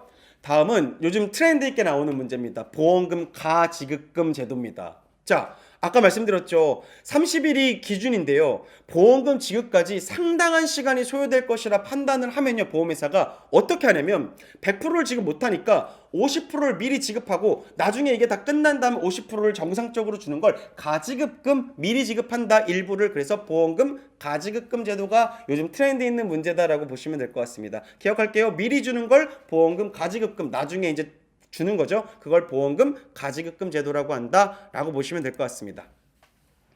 자, 일반 실종, 특별 실종, 인정 사망 갑자기 나왔네요. 어렵지 않습니다. 여러분, 그러면 안 되겠지만 누군가가 실종을 했습니다. 그럼 사망보험금이 나갈까요? 예, 나갑니다. 그런데 실종했다는 건 아직 생사를 우리가 정확하게 모른다는 거잖아요. 부재자의 생사가 5년간 분명하지 않은 경우는요, 일반 실종이라 그래서 사망보험금이 지급됩니다. 두 번째, 특별 실종은 뭘까요? 선박이 침몰하거나 항공기 추락과 같은 끔찍한 일이 발생해서 생사가 1년간 분명하지 않은 경우, 그러면 안 되겠지만 정말로 바다에 빠졌는데 1년간 생사가 분명하지 않습니다. 그러면 사망보험금을 지급합니다. 이건 특별 실종이라고 합니다. 그래서 일반 실종 5년, 특별 실종 1년, 요거를 꼭 기억하시면 됩니다. 참고로 알아두세요. 맨 밑에 인정사망은 수해나 화재가 일어나서 그냥 바로 치은면 장애에게 통보해서 사망한 것으로 인정하는 경우 바로 사망보험금 지급됩니다. 그래서 일반 실종 5년, 특별 실종 1년, 요거를 기억하셔야 된다 말씀을 드릴게요. 다음 볼게요. 다음은 계약 전 알릴 의무를 말씀드릴게요. 여러분, 계약하실 때 어느 종이에다가 계속 말씀드리죠. 나 과거에 어디 아팠고 지금 어디 아프고요, 이런 거 다 적는다 그랬죠. 그거를 계약 전 알릴 의무라 그럽니다. 그걸 바꿔 얘기해서 고지 의무라고 합니다. 뭔가 고지해야 되겠죠. 그러다 보니까 이건 뭐냐면 청약할 때 누구누구 적을까요? 계약자도 적고요, 피보험자 적겠죠. 피보험자가 아픈 걸 적어줘야 되니까 계약자 피보험자에게 부여되는 의무고요. 피보험자의 과거와 현재 상황을 솔직하게 회사에 알려야 됩니다. 그래서 계약 전 알릴 의무 나왔다. 우리가 뭐 찾자 그랬죠? 여러 가지 특징 중에 선의 계약성 찾으자 그랬죠. 착할 선자를 쓴다고 했죠. 오른쪽 보시면 고지 의무는 상법에서 법제화를 시켰다라고 보시면 되고요. 피보험자의 위험을 측정하여 계약의 인수 여부를 결정하고 적정한 보험료와 보험금을 결정하려고 회사에서 받는 것. 이게 계약 전 알릴 의무를 왜 받냐? 이런 것 때문에 받는다. 참고로 알아두시면 좋을 것 같습니다. 자, 뒤에 잠깐 자세히 볼게요. 자, 계약자는요, 뭘 해야 되냐면요, 계약 전 알릴 의무를 꼭 작성해야겠죠. 그리고 계약자 뭐 하는 사람이라 그랬죠? 돈 내는 사람이었죠. 보험료 납입 의무를 갖고요. 그리고 하나 더 있습니다. 주소가 변경되면요, 이 주소 변경된 걸 회사에 통지해 줘야 됩니다. 통지 의무도 계약자가 갖는데요. 예를 들어서 계약 전 알릴 의무를 위반했을 경우에 어떻게 될까요? 회사는 계약자 또는 피보험자가 고의 또는 중대한 과실로 계약 전 알릴 의무를 위반하였을 경우는요, 여러분 계약을 해지합니다. 해지하면 뭐가 나갈까요? 납입한 돈, 제가 낸 돈 다 못 돌려받습니다. 이거 누구 잘못이니까요? 고객의 잘못이니까요. 그러다 보니까 해지하면 해지한 금이 나가는데 좀 적은 금액이 나가겠죠? 보장을 제한할 수 있습니다. 해지를 안 시킨다면. 그러다 보니까 계약을 해지한 경우는 해지한 금을 지급하여 원금을 돌려받지 못할 수 있고요. 보장에 제한이 있을 경우는요, 보험료나 내가 내는 돈이나 보험 가입 금액, 내가 나중에 받을 돈을 바꾸겠죠. 보험료를 올리거나 보험금을 떨어뜨리겠죠. 이런 절차를 거친다라고 보시면 될 것 같습니다. 자, 그런데 계약 전 알릴 의무를 위반했지만 계약을 해지할 수 없는 경우가 있습니다. 어떤 경우일까요? 회사가 알릴 의무 위반 사실을 알았거나 회사의 과실로 알지 못했을 때입니다. 회사가 뭔가 누락시킨 경우겠죠. 그런 경우는 당연히 이거는 고객의 잘못임에도 불구하고 회사가 중간에 과실을 범했기 때문에 이건 해지할 수 없고요. 두 번째, 알릴 의무 위반 사실을 안 날로부터 회사는 언제 조치를 취해야 되냐면 1개월 안에 조치를 취해야 됩니다. 해지를 시키던 보장을 제한시키던 뭔가를 해야 되는데 1개월 이상의 경과가 있어요. 그래 넘어가 버렸습니다. 그러면 해지할 수 없습니다. 그리고 보장 개시일로부터, 예를 들어 볼까요? 보장 개시일은 제가 돈 냈을 때부터잖아요. 또는 암보험 같은 경우는 90일 지난 다음 날이니까 보장 개시일로부터 보험금 지급 사유가 발생하지 않고 2년이 경과한 경우, 이런 경우는요 계약을 해지할 수 없습니다. 그리고 계약을 체결한 날로부터 3년이 지난 경우, 이런 경우도 계약을 해지할 수 없고요. 옆에서 보험 설계사분들이 고객에게 야 이거 적지 마 부실한 고지를 권유한 경우도 안 된다. 이건 계약을 해지할 수 없다라고 보시면 될 것 같습니다. 자, 2회 이상 보험료를 내지 않으면 어떻게 될까요, 여러분들? 계약은 해지된다 얘기 많이 들어보셨죠? 그래서 한 달 못 내면 연체됐고요. 연체된 게 2달째 안 들어가면, 보험료 안 내면 계약은 해지되는 게 원칙입니다. 그걸 바꿔 얘기하면 실효라고 하는데요. 보험료의 그런 미납 여부를 고객에게 알려줘야 될까요? 알려주지 않아야 될까요? 고객님, 이렇게 지금 고객님이 보험료를 못 내고 계시고요. 이게 고객님 이번 달까지 안 들어오면 고객님 그 기간이 지나면 고객님 이거 해지됩니다. 라고 안내해주는 기간을 보험료 납입 최고 기간 또는 독촉이라고 말할 수 있어요. 납입 독촉 기간이라고 합니다. 자, 그래서 왼쪽을 보시면 이 기간을 물어보는데요. 2회 이후 두 번째 이후에 보험료가 연체된 일반적인 보험들은요 14일의 기간을 부여합니다. 14일 동안에 고객님한테 안내를 해드리고요, 이 안에 보험료가 들어오면 다시 그냥 정상적으로 가는 거예요. 근데 문제는 14일이 지난 다음 날, 그때까지도 보험료를 안 냈다면 해지됩니다. 계약이 해지되고요. 이건 일반적인 보험 얘기고요. 보험기간이 1년 미만인 계약들, 아까 청약 처리가 안 되는 계약들이었죠. 이런 계약들, 그 짧은 보험기간을 갖고 있는 그 보험 상품들은요 납입 최고 기간이 7일입니다. 14일이 아니라 그 절반인 7일이다를 꼭 기억하시면 됩니다. 14, 7일을 기억하고요. 납입 최고 기간이 끝나는 날 계약이 해지된다? 이렇게 물어보거든요. 아니죠. 14일이 끝난 다음 날, 7일이 끝난 다음 날 해지된다 라고 보시면 될 것 같습니다. 자, 거기까지만 보고 넘어가시면 될 것 같고요. 다음은 아까 언뜻 말씀드렸죠. 통지 의무입니다. 통지 의무는 뭘까요? 보험사고가 나거나 제 주소가 바뀌었습니다. 그러면 이런 사실들을 보험회사에게 알리는 의무를 우리가 통지 의무다라고 그러죠. 밑에 볼게요. 보험 지급 사유가 발생했습니다.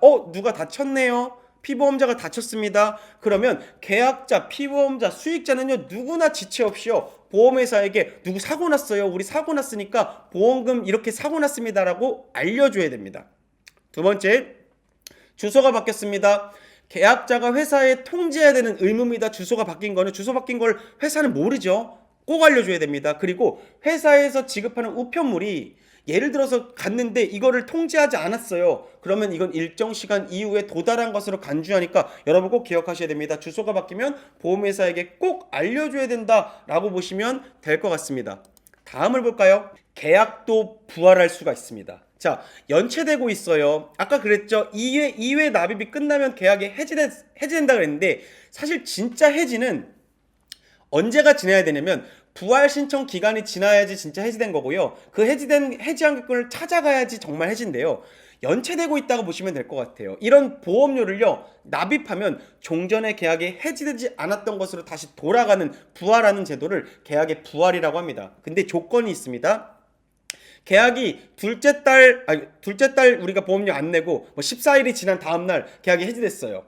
근데 첫 번째 해지한급금을 바로 돌려주진 않습니다. 고객이 청구를 하거든요. 해지한급금을 받지 않은 계약이어야 됩니다. 그리고 해지된 날로부터 몇 년의 기간이 있냐면 3년의 안에 신청하셔야 됩니다. 그리고 부활을 위해서는요 여지껏 못 냈던 보험료 있죠. 그거 당연히 내셔야죠. 그리고 평균 공시율 플러스 1%의 이자를 더해 납입하셔야 되는데 여기서 잘 보셔야 되는 게 어떤 사람이 A씨가요 계약이 해지되고 난 후 보험사고가 났어요. 그럼 이 사람이 어떻게 생각했냐면 계약이 해지된 거를 다시 내가 몰래 돌려야 되겠다. 그런 일들이 충분히 벌어지거든요. 그러다 보니까 이런 것들은요 나중에 보험금이 다른 사람들한테 정말 가야 될 분들한테 가는 게 아니고 이건 정말 보험 사기인 거잖아요. 그러다 보니까 선의의 계약자가 피해를 보기 때문에 부활을 할 때는 신계약과 동일한 절차를 거칩니다. 계약 전 알릴 의무를 다시 쓰고요. 필요하다면 의사의 진단도 다시 받고 오셔야 됩니다. 그래서 부활은 이런 조건들이 필요하다라고 보시면 될 것 같아요.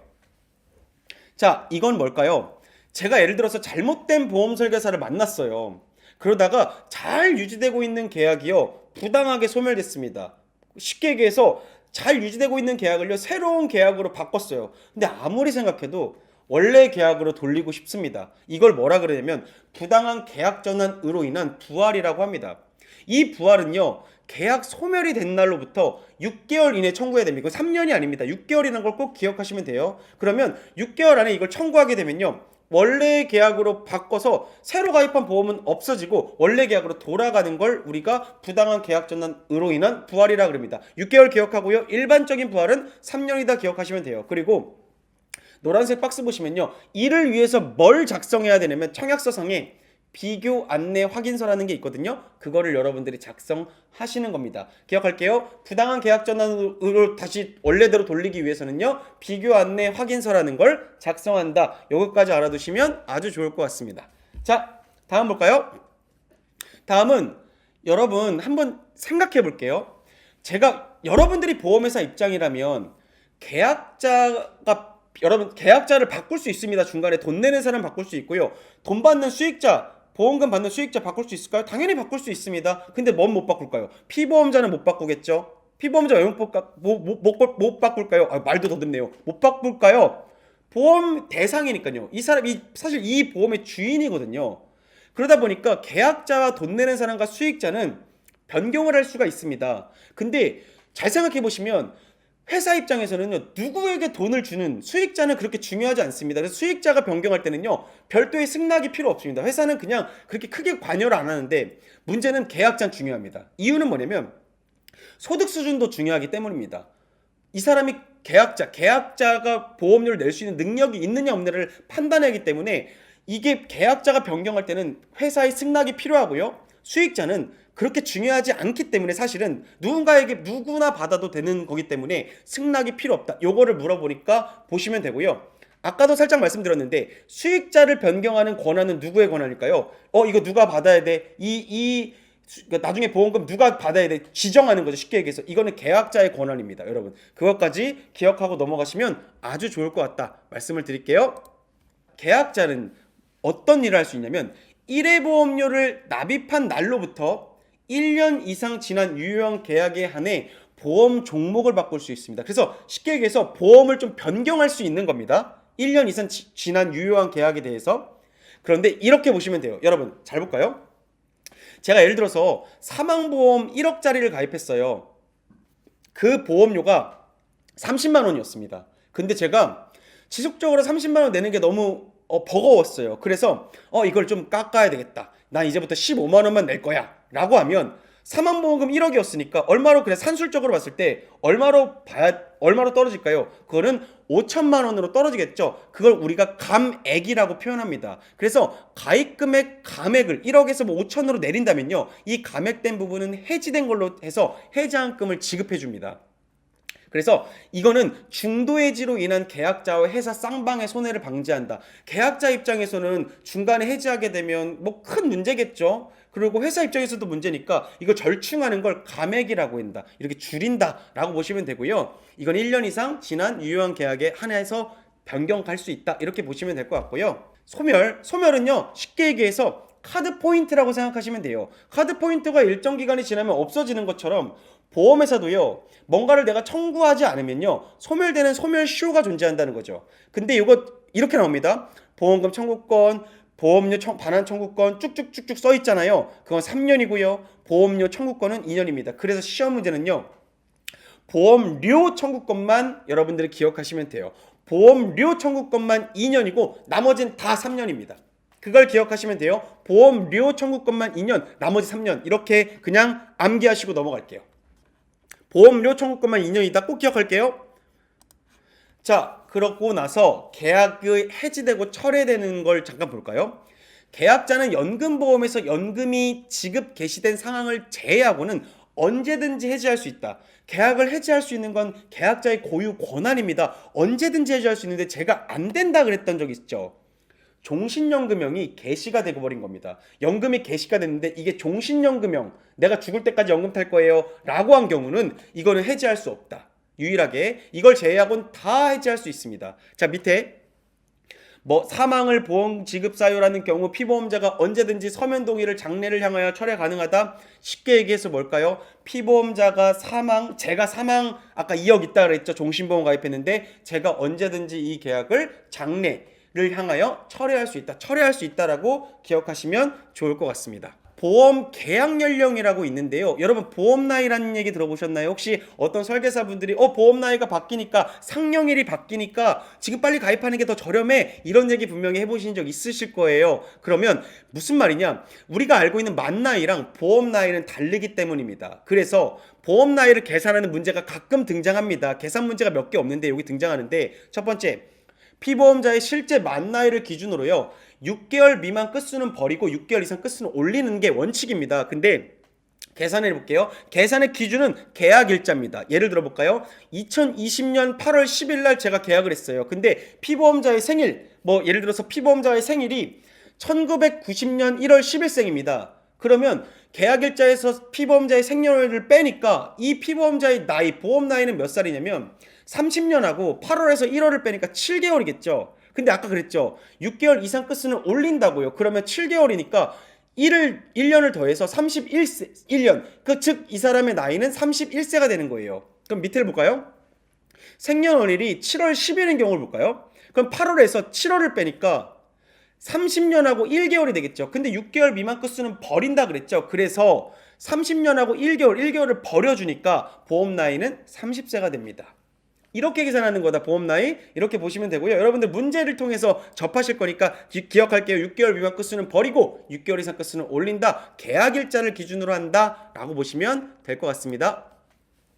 다음은 보험계약 대출이에요. 여러분들 약관대출이라는 얘기 들어보셨죠? 약관대출, 약관대출이 이 보험계약 대출입니다. 그래서 내 보험계약을 가지고 대출을 받는 건데 문제는 이게 범위가 있죠. 예를 들어서 무분별하게 대출을 받을 수는 없겠죠. 대출의 범위는 해지한급금 범위 내에서 대출이 가능합니다. 그리고 언제든지 당연히 상환이 가능하고요. 당연히 대출이 되지 않은 상품들도 있습니다. 그런데 대출을 받은 상태에서 예를 들어 제가 보험사고가 났습니다. 그러면 어떻게 할까요? 보험금을 제가 받아야 되잖아요. 그럼 대출금이 거기 껴있을 거 아닙니까? 그럼 대출 원리금을 차감하고 보험금을 받게 되겠죠. 제 빚이는 채무니까 빚이나 마찬가지니까요. 자, 오른쪽 보시면 약관의 해석이라고 되어 있네요. 약관의 해석. 자, 회사는 계약자별로 약관을 다르게 해석하지 않습니다. 자, 제가 작성자 불이익의 원칙이라고 지난번 시간에 말씀을 드렸는데 예를 들어 볼게요. 약관을 받았는데 사고가 났어요. 계약자 입장에서는 이걸 약관을 보니까 이렇게 해석이 되고요. 보험회사 입장에서는 약관을 보니까 이렇게 해석이 돼요. 뭔가 모호한 겁니다. 그러면 계약자에게 유리하게 해석해 줍니다. 그거를 뭐라 그러냐면 작성한 사람이 불이익을 당해야 된다. 작성을 누가 했을까요? 약관을 회사가 했으니까. 작성한 사람이 불이익을 당한다는 원칙, 작성자 불이익의 원칙이 이때 적용된다라고 보시면 될 것 같습니다. 다음은 언더라이팅을 말씀드릴게요. 영어니까 어렵다고 생각하시죠? 그렇지 않습니다. 언더라이팅은 뭐냐면요. 쉽게 얘기해서 제가 청약을 했죠. 제가 청약을 하는 게 그 청약서에 사인한 거라 그랬죠. 청약을 했어요. 그럼 보험회사가 며칠 안에였죠? 30일 안에. 무진단 계약 같은 경우는 청약일로부터 30일이었고 진단 계약 같은 경우는 진단일로부터 30일 안에 회사가 승낙 여부를 통지해야 되겠죠. 그럼 그 30일 동안에 회사 뭐 하고 있을까요? 이 사람 계약을 받아줘야 될까? 받지 말아야 될까? 만일 받아준다면 보험료는 얼마를 받아야 될까? 보험금은 어떻게 줘야 되지? 이런 걸 판단하고 있을 겁니다. 그 판단을 계약 심사라 그러고 계약 선택이라고 합니다. 그거를 언더라이팅이라고 합니다.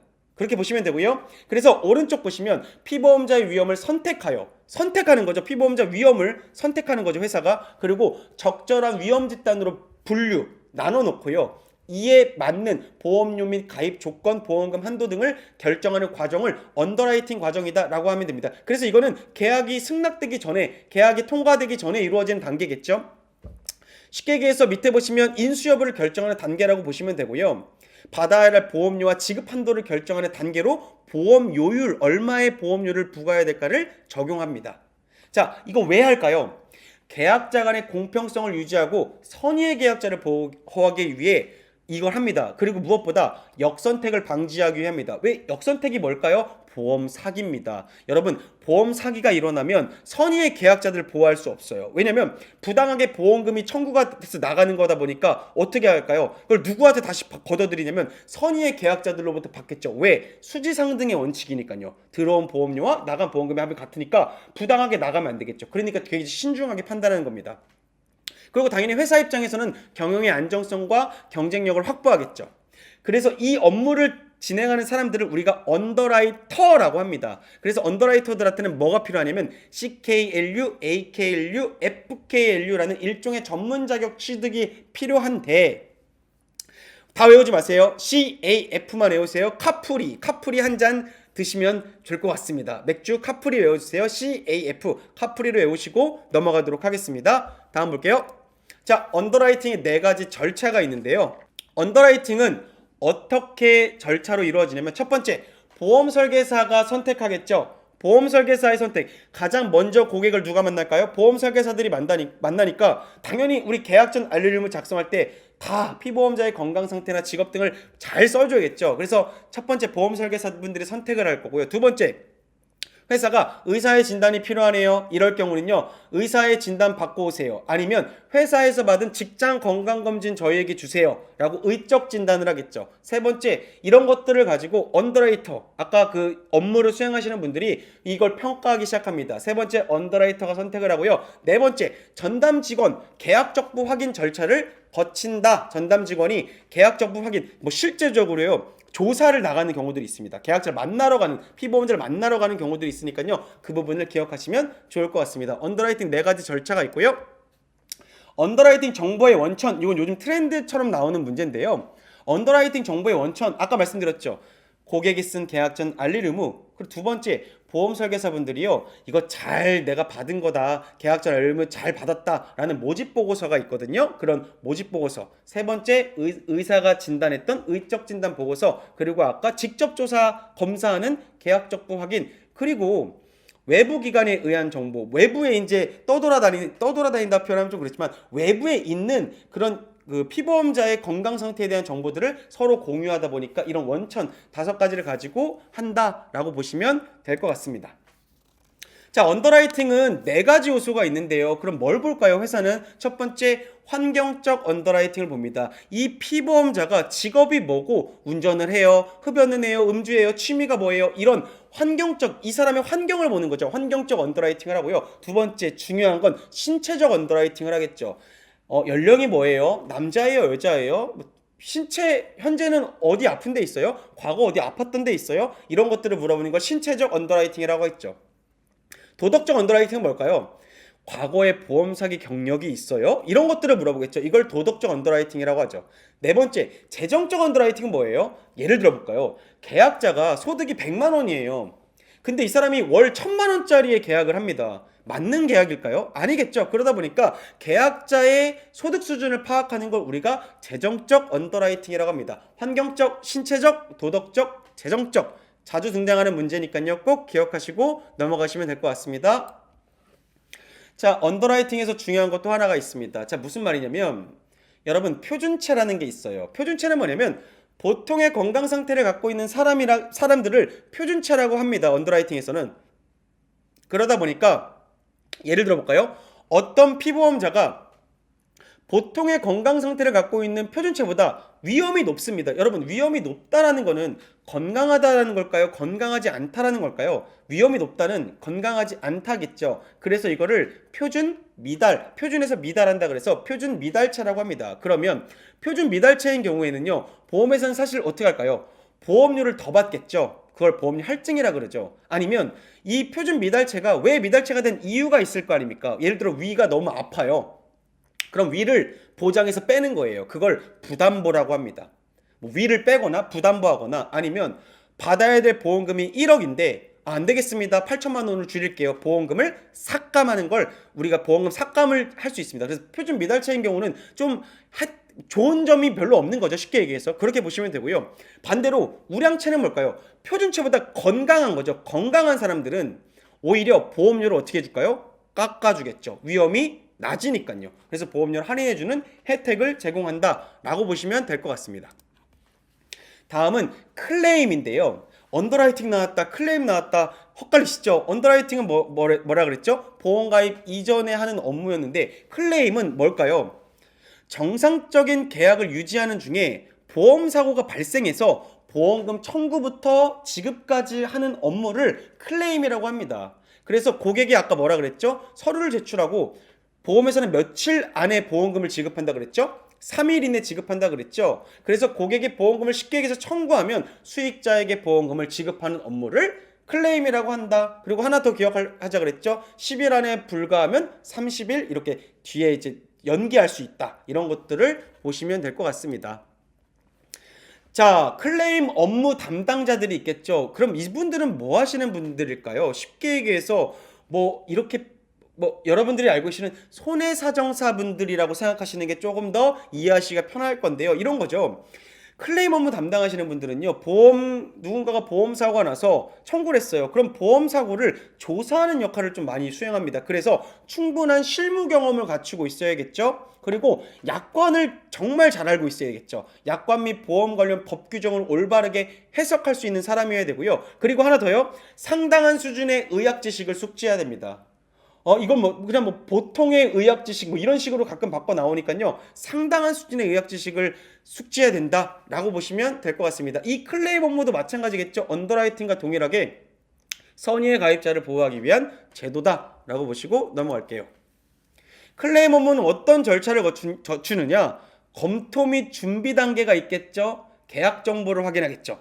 이 사람 계약이 어떤 계약이었지? 첫 번째 그걸 볼 거고요. 진행을 하겠죠. 클레임 업무를 과거의 병력이 어땠지, 직업이 어땠지, 이 사람 혹시 과거에 보험 사기 경력이 있는지 이런 것들을 쭉 파악할 겁니다. 그리고 사고의 우연성이나 객관성을 좀 파악하겠죠. 보험 사기가 아닐까라는 걸 보겠죠. 그리고 종결 단계에서는요, 판례를 최종적으로 검토하고 고객에게 안내해드리고 보고서를 작성하는 걸 마무리합니다. 그래서 이 세 가지 절차가 있다. 외우지 마세요. 이거는 그냥 이해하시면 될 부분입니다. 라고 보시면 될 것 같습니다. 자, 보험 상품 판매 전후에 보험 소비자와의 정보 불균형 해소가 있는데 이건 무슨 말이냐면요. 고객과 보험회사는 당연히 정보가 다르니까 첫 번째 보시면 신의성실의 원칙이라는 게 있고요. 두 번째 이건 뭐냐면 모집 종사자는 보험 소비자의 합리적인 선택을 좀 지원해야 되고요. 적합한 상품을 권유해야겠죠, 당연히. 그리고 부당 영업행위를 좀 금지합니다. 대리 서명하거나 승인되지 못한 자료를 쓰거나 이런 거 당연히 다 금지하겠죠. 그리고 설명 의무를 잘 이행해야 되고요. 보험계약 유지관리 강화해야 된다. 이런 부분들이 좀 있다. 참고로 알아두시면 될 것 같고요.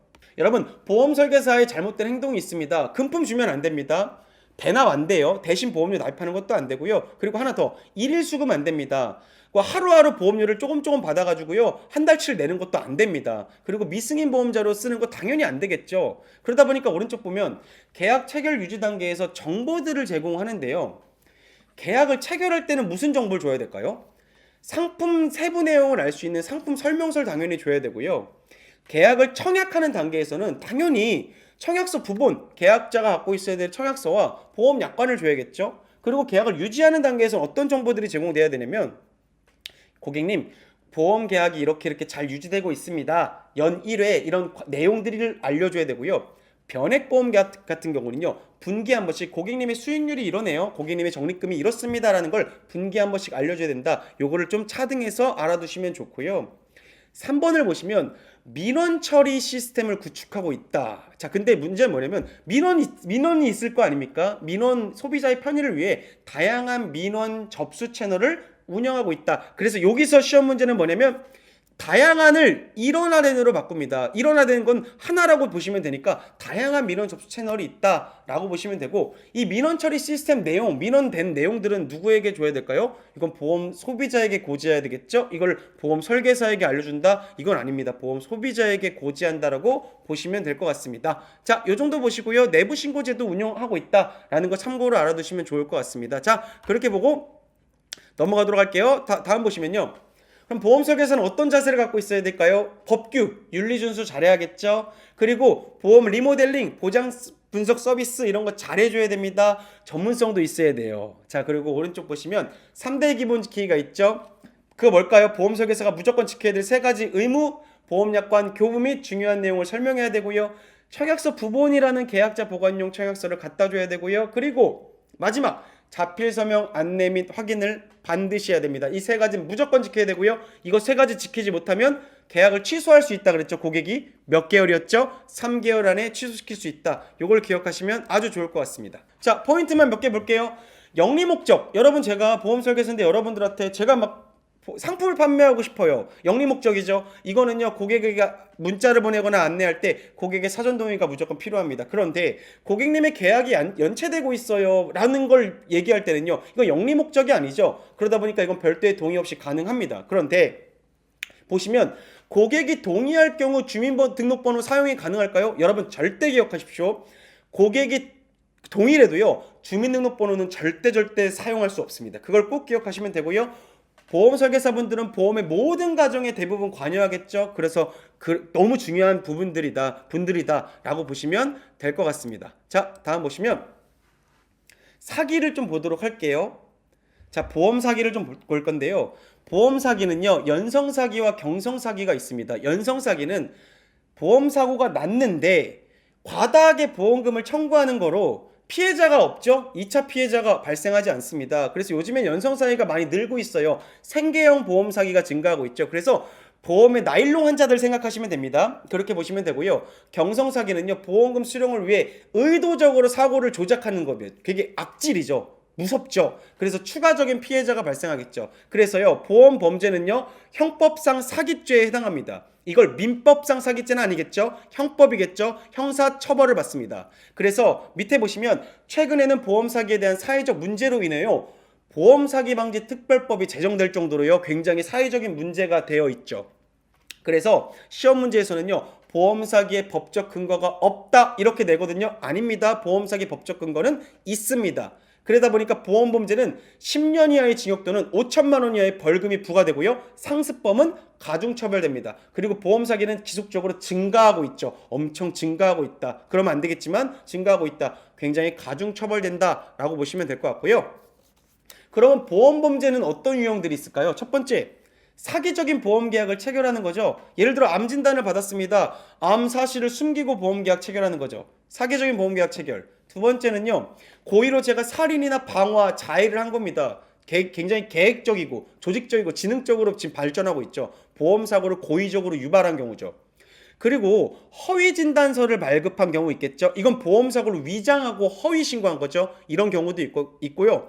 요즘 많이 되는 거죠. 네 번째, 병원과 공모하여서 치료 기간을 연장하거나 과잉 진료하는, 나일론 환자 생각하시면 됩니다. 보험금을 과다 청구하는 거죠. 이런 경우는요, 보험범죄 4가지 유형 중에 하나다라고 보시면 되고요. 이 유형 중에 허위 가다사고의 보험사기 비율이 가장 크고 증가하고 있다라고 보시면 될 것 같습니다. 이해하고 넘어가실게요. 다음 볼게요.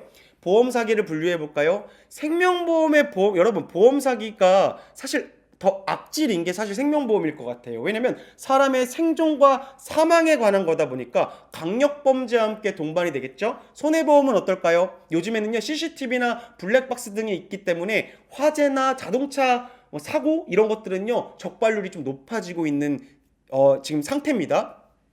재산보험은 뭐가 있을까요? 우리 재산보험 상해질병 간병보험이었죠. 실손의료 보험을 허위 과다 입원 등 많이 하죠 요즘에. 그러다 보니까 이런 보험 사기가 증가하고 있다 보시면 되고요. 보험 사기는 그럼 사회적으로 어떤 피해들을 줄까요? 보험제도 존립 기반에 대한 위협이 되겠죠. 생명 존중 가치관을 파괴하고요. 모반 범죄나 동조행위가 증가할 거고 보험 산업 이미지 악화되고요. 공보험료의 인상을 초래한다. 요거는요 그냥 눈으로 보시고 이해하시고 그냥 넘어가시면 될 것 같습니다. 아 이렇게 안 좋아진다라고 보시면 될 것 같고요. 그럼 이런 계약들은 어떤 특징을 가질까요? 고액이겠죠. 건수가 많겠죠. 그리고 자발적 계약입니다. 원래 보험은 누군가가 권유하는 게 많은데 나 보험 가입할게요. 그리고 내가 아는 사람한테 가입하지 않습니다. 비연고성을 갖고 있겠죠. 그리고 부자연스럽습니다. 소득은 100만 원인데 더 많은 계약들을 하겠죠. 보험 범죄의 그럼 특징들, 살인, 방화 같은 다른 범죄를 유발하겠죠. 보험 범죄는 여러분들 입증이 곤란합니다. 아까 말씀드렸다시피 다양화가 되고 지능화가 되고 조직화되고 있죠. 그런 부분들 뭐 피해의 전가성이나 죄의식의 부재 이런 것들을 그냥 참고로 알아두시면 좋을 것 같아요. 아 이런 특징들을 갖고 있구나라는 걸 눈으로 보고 넘어갈게요. 그러면 보험 범죄 방지를 위해서 어떤 기관들에서 어떤 활동들을 할까요? 보험 사기 인지 시스템은 금융감독원에 있고요. 보험 사기 인지 시스템. 그래서 이렇게 외워주세요. 시스템은 금융감독원입니다. 그리고 조사반은 보험회사에서 설치했습니다. 그리고 보험범죄 수사 협의회는요. 경찰청에 있습니다. 이 세 가지를 기억할게요. 사실 더 많은데요. 실제 내용은 세 가지만 나오는 부분만 볼까요? 시스템은 금융감독원, 조사반은 보험회사, 협의회는 경찰청. 이거를 꼭 기억하시고 넘어가시면 좋을 것 같습니다. 생명 존중과 자살 예방입니다. 자, 정부에서는요, 자살을 방지하기 위하여 중앙 자살 예방 센터를 운영하고 있고요. 어떤 프로그램이 있냐면 보고 듣고 말하기라는 프로그램을 갖고 있습니다. 그래서 자살 예방하는 사람들을 게이트키퍼라고 하고요. 이 게이트키퍼들은요. 중앙 지방 공무원에 대해 의무 교육을 실시함으로써 이분들을 게이트키퍼로 임명합니다. 자, 그런데 이걸 중앙자살예방센터에서 이걸 어디서 한다? 정부에서 한다. 보고 듣고 말하기가 어디다? 정부 거다. 요거를 꼭 기억하시면 되고요. 오른쪽 보시면 보건복지부에서는 뭘 하냐면 중앙심리부검센터라는 게 있습니다. 딱 봐도 부검센터니까 자살 사망자의 사망 원인을 분석해 주고요. 자살 유족 및 전문 인력을 지원하는 걸 보건복지부에서 하는데 그걸 중앙심리부검센터에서 한다. 요 정도 알아두시면 됩니다. 세 번째, 생명보험회사에서 뭘 할까요? 그럼 2007년입니다. 2010년이 아니에요. 정말 치사하게 이런 문제 나왔으니까요. 2007년 좀 기억하시면 좋을 것 같아요. 2010년이 아닙니다. 생명보험 사회공헌위원회라는 게 있어요. 그래서 현재 2020년 8월 이후부터요 19개인 생명보험회사가 가입해서요 사회공헌위원회라는 걸 만들었는데 뭘 하냐 그러면 농약안전보관함을 보급하고요 자살위험군을 지원하고요 SOS 생명의 전화 이건 뭐냐면 한강 다리 위에 있는 SOS 생명의 전화 이런 것들을 운영하고 있고요 청소년 자살 예방 이 네 가지를 많이 물어봅니다. 그래서 이 세 가지 중에 사실 가장 중요한 거는 생명보험회사와 그리고 생명보험 사회공헌위원회에서 하는 네 가지를 꼭 기억하시면 좋을 것 같다 말씀을 그렇게 드리도록 하겠습니다. 사실은 모의 테스트를 보고 강의를 보시고 모의 테스트를 보시던 병행이 됐으면 좋겠고요. 그리고 또 하나는요. 이게 한 번만 솔직히 학습해서 100% 이해한다면 너무 좋겠죠. 근데 그렇지 못하다면요. 사실은 다시 한번 학습을 좀 권해드립니다. 저는요. 그리고 두 번 들으면요. 또 달라요. 그런데 그 사이에 문제를 풀어보시면 정말 다를 겁니다. 댓글들 굉장히 많이 남겨주시더라고요. 보니까 채팅창에.